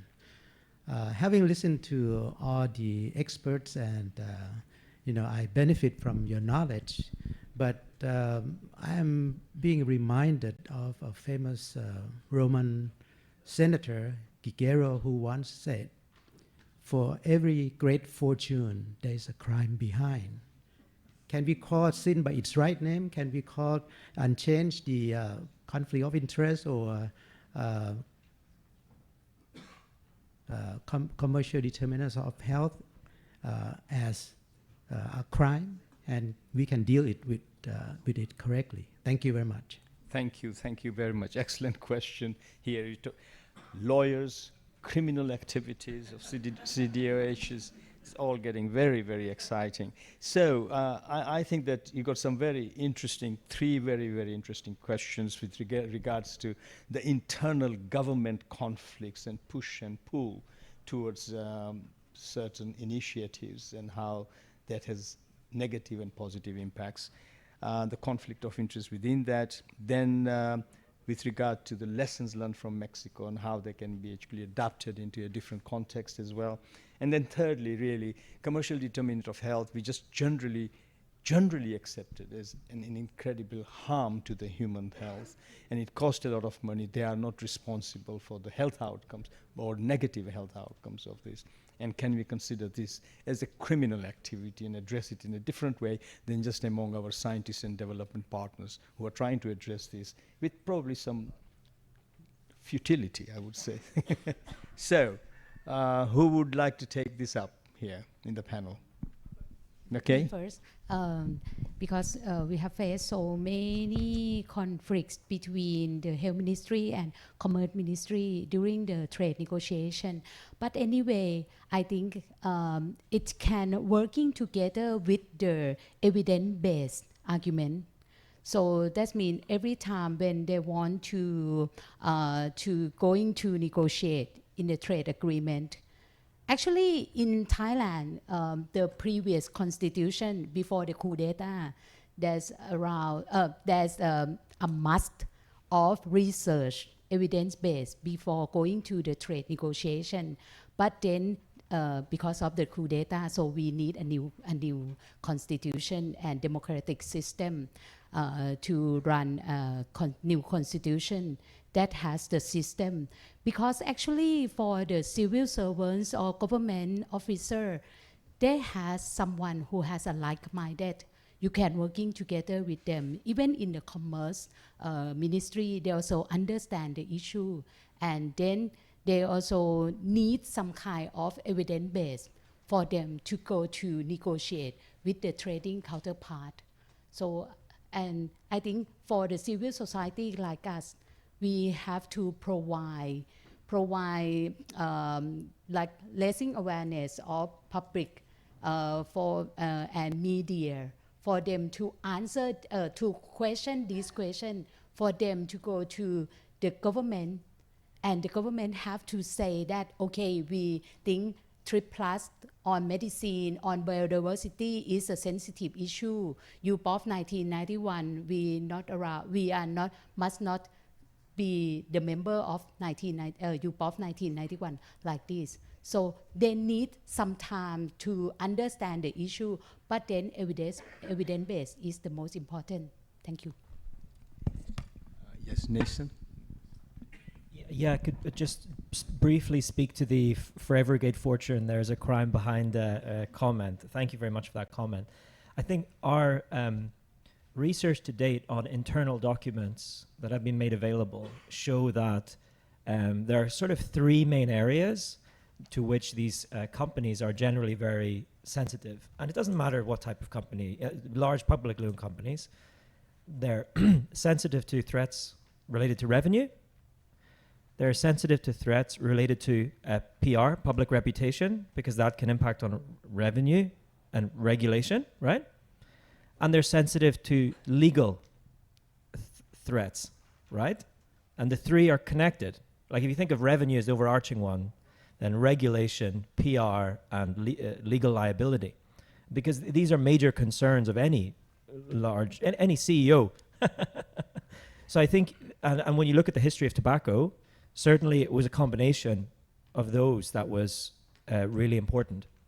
And linked to that is what, going back to Renzo's question, the second part of Renzo's question on greenwashing and health washing, we're seeing now an increasing move towards, for example, legal cases against fossil fuel companies for misinformation related to climate change, right? You have like these activist-led cases in relation to that.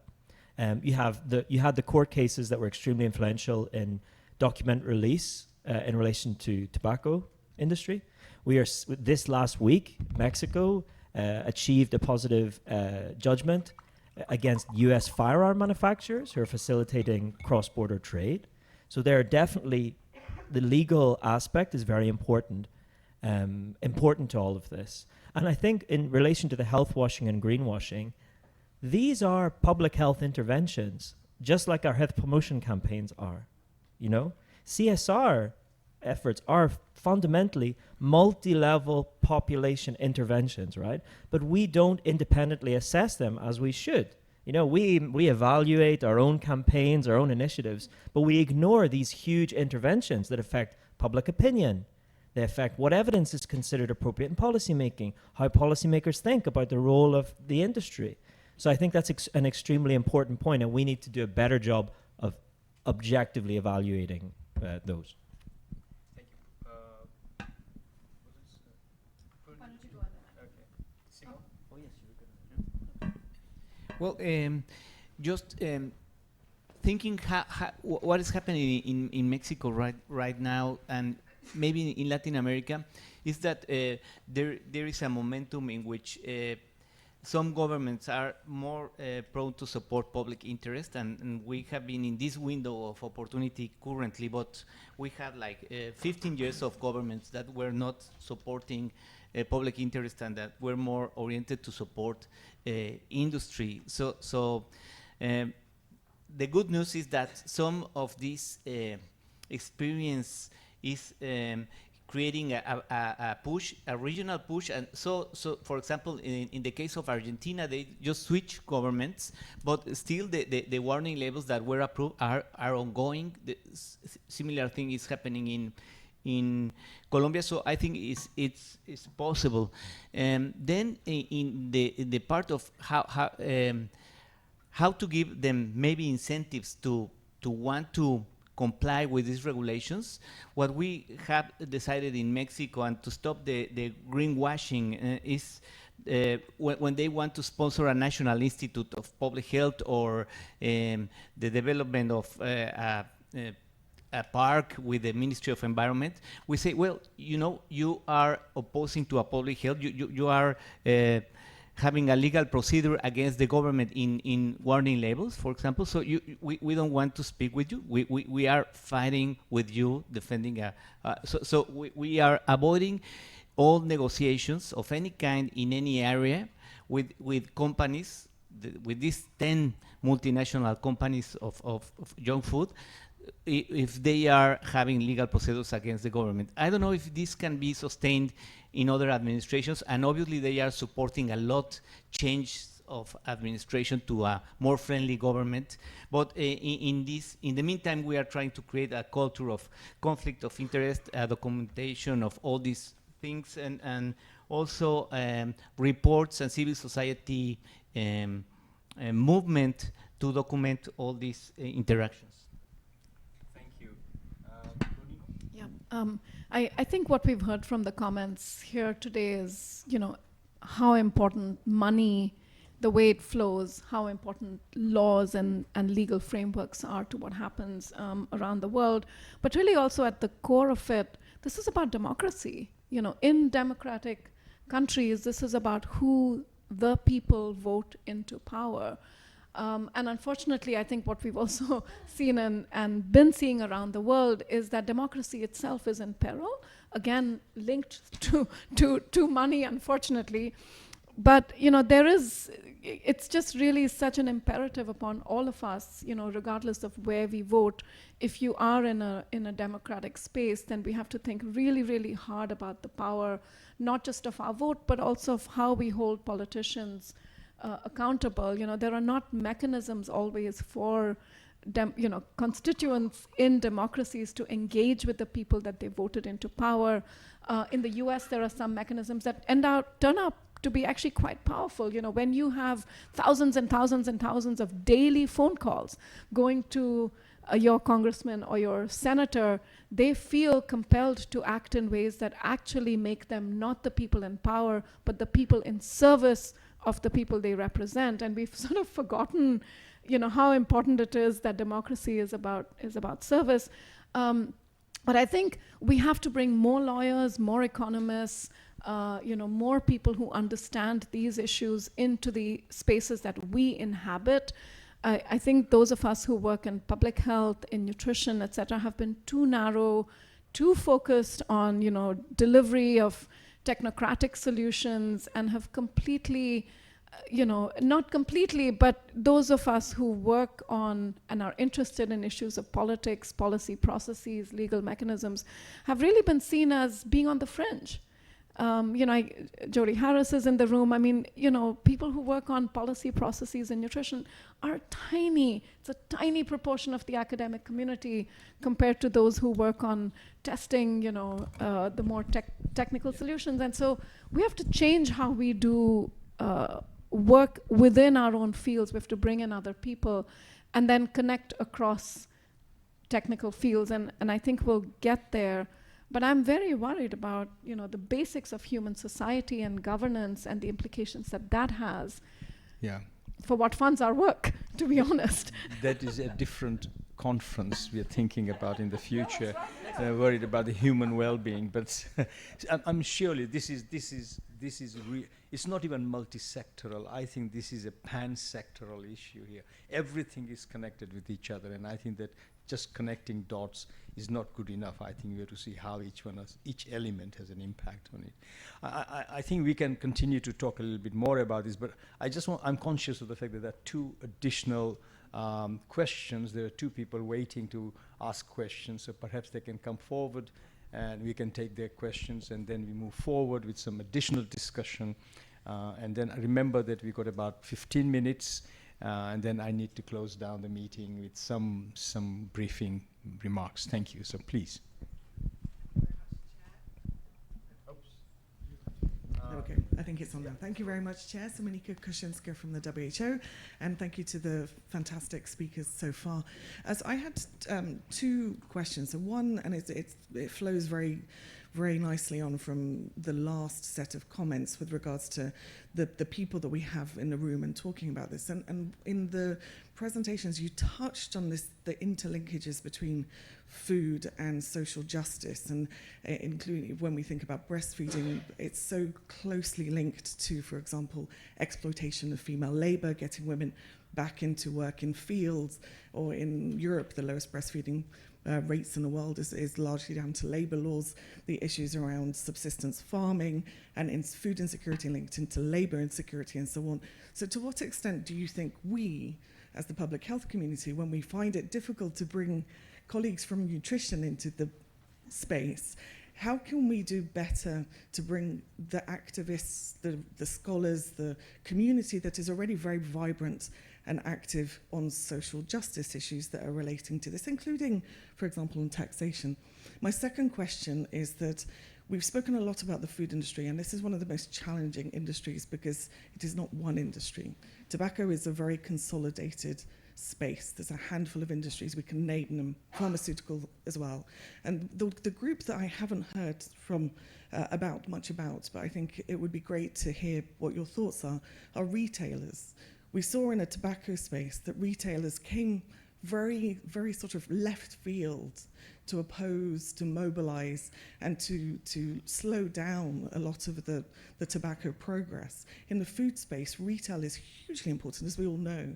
To what extent are we thinking about retailers in our power frameworks, in our transformation frameworks, and also in terms of a group of actors that have a role to play, perhaps as part of the solution? Thank you. Thank you very much. Yes, very pointed remarks with regard to some of the players that are important. Questions from you? Thank you. I'm from Sri Lanka. My question, actually two questions. The first one is that we have often realized the power of commercial establishments in influencing human health. And this power is mainly due to the link between the commercial establishments and the governments or politicians. And we have often seen some of the most powerful politicians in developed countries are actually led by the 10 people that David McCoy was talking about.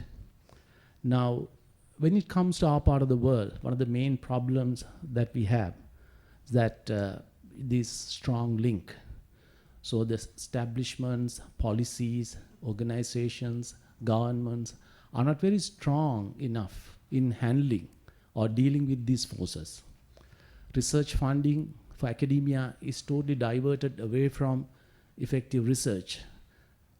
Research publication itself on the matters like commercial determinant is a huge problem in our part of the world. So any mechanism that we can suggest, and also if we can identify some way of supporting the people within these small countries who are doing good work.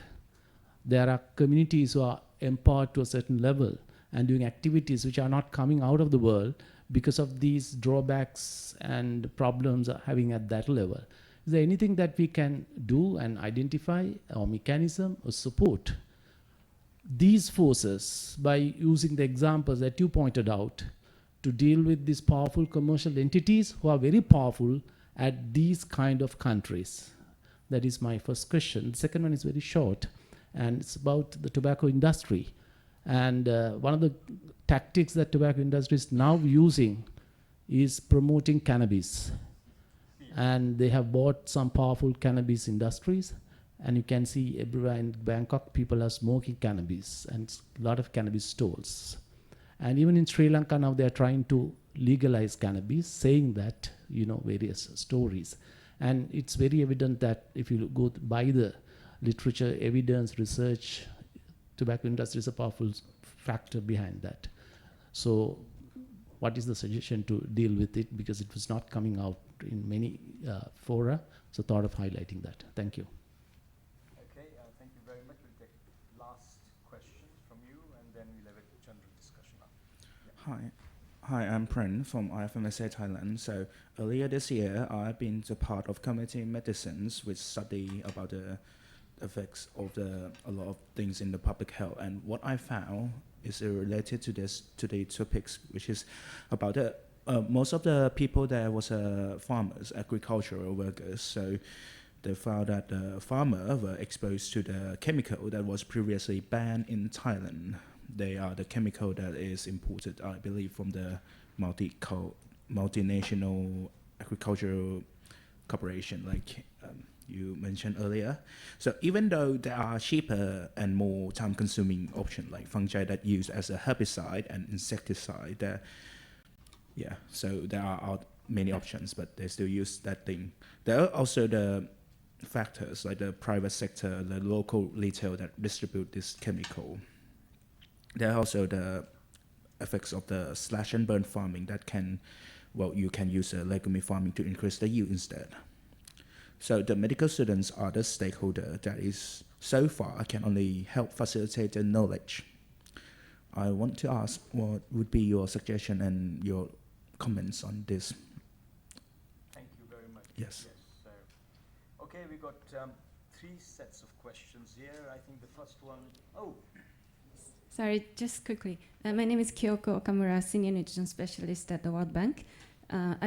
Some people touched on this, what to do with the agriculture sector, and I just wanted to draw attention to that part because it's something that we have been talking about, but I think we need to gear up on this because there's like 600, 700, 800 billion dollars of agri-food subsidies, public support going into the agriculture sector, not necessarily for consideration of the health of the people. It's almost all for the maximization of the productivity and profitability. But so a few years ago, we started to hear this word, big agenda, repurposing in the agriculture sector. And the climate sector quickly came in to actually put the menus on the table to actually repurpose the subsidies for climate co-benefits. We are behind. I think we need to do the same. It's not just for repurposing for climate co-benefits, but it should be climate and health co-benefits. And I think, at least we started to kind of think about how at least partially we can contribute to this repurposing agenda by, for example, estimating currently the hidden economic costs of our unhealthy diet, our current food systems that are, bearing the cost on our people. So we wanted to put this on the table for the Minister of Agriculture and the Finance Minister to start talking about how then we can repurpose this huge amount of resources to maximize the benefits for health. But I actually think that, that it's not enough, that we need to really look into how then we can actually, come up with the solutions, the options, alternatives that are good for health and also, the economically viable. And I think this is an area that we need to really, walk the talk across the sectors, and we need to be ready from the health sector that we really believe that food is a medicine. This is something that we need to invest in. It's not, the external assistance that can actually solve the problems, but this is an area that everybody from public sector and private sector to invest in for the, to, maximize the, the investment returns. So I just wanted to flag that. And I think I just wanted to provoke, whether we are actually ready to do that in the health sector. Thank you. Thank you very much for this provocative statement, and we'll see how we can address some of this.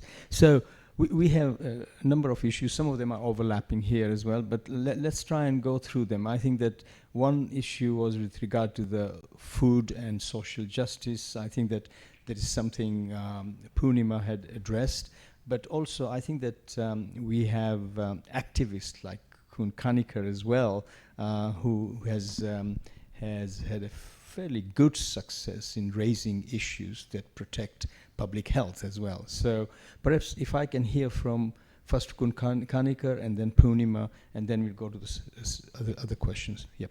So in Thailand, the two issues that we always use to raising awareness and how can I say, convince other activists and other community to talk and to discuss with us is food and medicine, because everyone need to eat and everyone may be sick someday.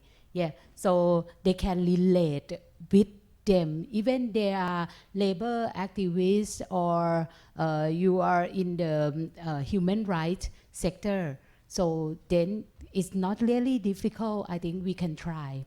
But then I would like to talk about a little on the powerful of commercial and politician. In Thailand, we use the Dakura strategy. So Dakura. So they're in the middle of the night, no light, but we have to shade the light on. So if we know that they are working together, like big business, big agri-business in Thailand, they quite a conglomerate. So they working closely with the government, particularly in the military government and elected government also. So we just list all of the relation between them, how the big business sector or their relative going to be a board committee of like company or other government organization. We will list it and then make it publicly and publicize it. So this is a kind of Dracula strategy, so we can kill the Dracula. Thank you. Yeah, I just want to remind all of us that we got just 10 minutes to finalize everything. So let's address this fairly quickly, and then we'll come back and do summaries. Okay. Good. I think we have established that food is central to health. So I'm glad on that front. So I think the point on connecting across actors, bringing in folks who work on social justice, etc. Such an important point there. It is really about coalitions, but also recognizing that people who work on social justice issues have tools in their hands that often we don't.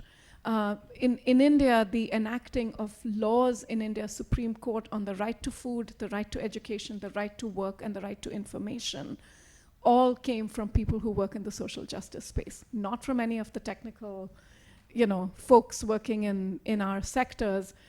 Those rights and the policy instruments then linked to those rights have enabled progress, on democracy through the right to information, on economics and social engagement and employment through the right to work, on the deployment of public policy instruments through the right to food. We have completely, missed the boat if we are not working together with these folks, right? So I think we have to join hands and recognize the power over there. the question you asked on food retailers, very, very important. But again, new spaces for those folks working on food and nutrition issues. But there is an emerging, huge emerging body of research of people who are recognizing the importance of what we're calling the food environment and leaning into measuring and capturing what's available in people's food environments, trying to understand, laws, innovations, all kinds of things in that space. So, maybe in another couple of years, we have a lot more from the research community, but I think you're right, we need to understand the power politics as well of the retail community and how that plays out. Very quickly on the question from, the colleague from Sri Lanka, thank you for asking that. I think what you're talking about speaks to the inclusion and equity in the world of science, in the world of research itself. And I think there are sessions this afternoon on decolonizing the global health agenda. There's a lot of writing. Renzo, you've been working a lot on this as well. It is really important that those of us who work with global organizations, those of us in the room who work with global North research institutions, commit wholeheartedly to bringing in researchers from the global South, so that voices from everywhere are part of global discourse. So thank you for reminding us of the importance of that. I also want to leave the audience with another word, nutri-washing, big one. Okay, thank you. There was anybody? Yes, Simone. So yes, the retail space is very interesting. We have been monitoring it. I have seen optimistic reports from Europe and UK about how retailers could contribute to improve diets. It's not our experience in Latin America. We have been monitoring in more than 6 countries the retail environments, and what we see is that it's a space in which they try to maximize their profit too. So they target kids with product placement and different strategies, gifts, etc. And they will be glad to talk with regulators and with public health personnel until their revenue is threatened. Then they will stop, delay, deny, deflect, etc. So I think the main opportunity to work in retail space is regulating it and stating very clear that it's not something in which they need to be negotiating. It's something that needs to be, they need to accept, and obviously we can hear what their needs and their problems, but we need to do it. And other thing is that most of the retail spaces in Latin America are owned by soda bottlers and different young food industry companies. So that's one. And the other, I completely agree with Kyoko on the repurposing of the agricultural. Most Latin American countries are having important subsidies to produce, for example, in the case of Mexico,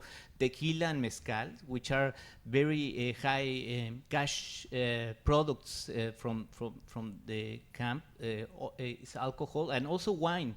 The Latin American region is wine producers, and we are looking into a lot of support for that kind of crops, and also for corn, for sugar, for sugar in from Brazil to Mexico, big sugar producers, which is a crop that needs a lot of water. So if we don't do something to repurpose these crops, it will be very difficult then with this type of production to be recommending healthier diets. Thanks. Thank you very much. We had just want to make sure that there was a question here from a gentleman from Thailand talking about, many farmers are affected by chemicals, and really they are not very much informed about the use of these chemicals, which are actually banned in Thailand and yet being used, and what are the sort of things they can address? Yes, perhaps Kunkanika. Yep. So there's 2 or 3 answers that I have to make. First of all, Thaipan working with the Consumer Foundation, Thai Consumer Council to push the ban on several chemical agricultural use. But then we also have to monitor. From our monitor, it's realized that the ban is not really enforced. So right now, the thing that we have done, we organize a meeting of farmer, and then we do the bud test.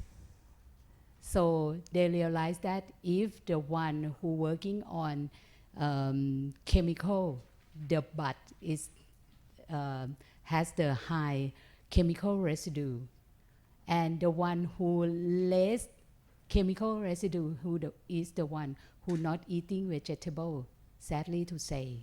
So then they realize that this is the harm of them. So it's very difficult because this is the financial sector come closely with the big agricultural business. I can name CP, Pacific, West. Then because they're working with the banker, if the farmer want to get the funding, you need to get not just only seed, but the chemical together. So they're still very high in Thailand. Yes. This issue. Nathan, do you have any last comments before we The wrap only, up?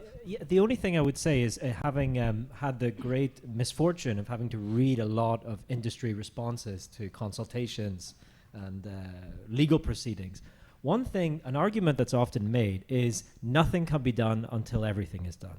You know what I mean? You can't be worrying about sugar tax. There's so many other problems, social inequality, trade, power asymmetry. You know what I mean? This is an industry argument, actually, that don't regulate us because there's all these other problems in the world. And I think we have to avoid falling into that trap, right? When we hear about the asymmetries of power, problems of democracy, geopolitics, that doesn't mean that we can't make meaningful incremental change as well as bearing witness to those wider forces, the kind of wider forces of political economy. And I feel very hopeful, actually, of the prospect of kind of a radical incrementalism where we're building wider and wider coalitions that are respectful of various disciplinary contributions, of various lenses. And I think that is critical. You know, I think it's very easy to fall into the trap of helplessness or of, there's nothing to do but go to the ballot box. Actually, there's lots to do in addition to going to the ballot box. Thank you very much. I think that it's just not possible to summarize this in any form or shape, but I think that I'll just try and attempt to highlight some of the big issues here, at least. I think that it comes very clearly, and I think that relates to the last question we had from the World Bank. I think agriculture is the core of everything. Our drinks, our food, our wine, our beer, everything comes from agriculture. And I think that agriculture industry is so important, and really we cannot just let some big private sector manage our agriculture that determines our health. So I think there is a need for further greater investment, and we need more evidence base to show to the governments that this is absolutely critical to our survival and our health. So I think this is something we recognize very well. I think, as you said, diet, what we eat is what we are, and I think without good agriculture transformation systems, we cannot really have good health outcomes. I think we addressed multiple layers of geopolitics that impact the outcomes of commercial determinants of health. We have raised many, many new issues. I think we talked about many new players that were not considered in our presentations. I think the ideas about the power of the financial institutions. There are other players like retailers and how they are important, and but we should consider them in the whole scheme of these things. I think issue related to weak governance and some really fundamental structural problems that affect everything, and that goes beyond no matter what sort of recommendations you make. I think that governance comes in every aspect, whether it is at a national level, there are interministerial conflicts, or we're talking about regional organizations, or even at the global level as well. So I think that this is an issue that we have to look at it and take into consideration. I think that the idea about conflict of interest and how we can address conflict of interest is also important. But I think, to me, one of the most important things that came out was just these emerging coalitions, new coalitions that are evolving now and coming up. And I think that they are beginning to bring in a different dimension of power, which probably can stand up to these big financial institutions and companies, you know, that do us harm directly or indirectly. I think that we have raised many questions. We have suggested very easily what we should be doing, but we have difficulties in how we're going to do this. And I think that this is a bigger challenge. We say that this meeting should be about action and action orientation. So we have agreed among ourselves that we perhaps will write some action points, you know, and even consider probably publishing a little paper on our discussions and points that have been raised here. So by ending this, I think I'd like to just first of all thank the audience for your very active participation. Thank you extremely well for your advice and input. I want to thank the panel members. You have made great contribution. You raised so many different and diverse issues. And really, you did great justice to this very complex subject on geopolitics and health. Thank you very much all.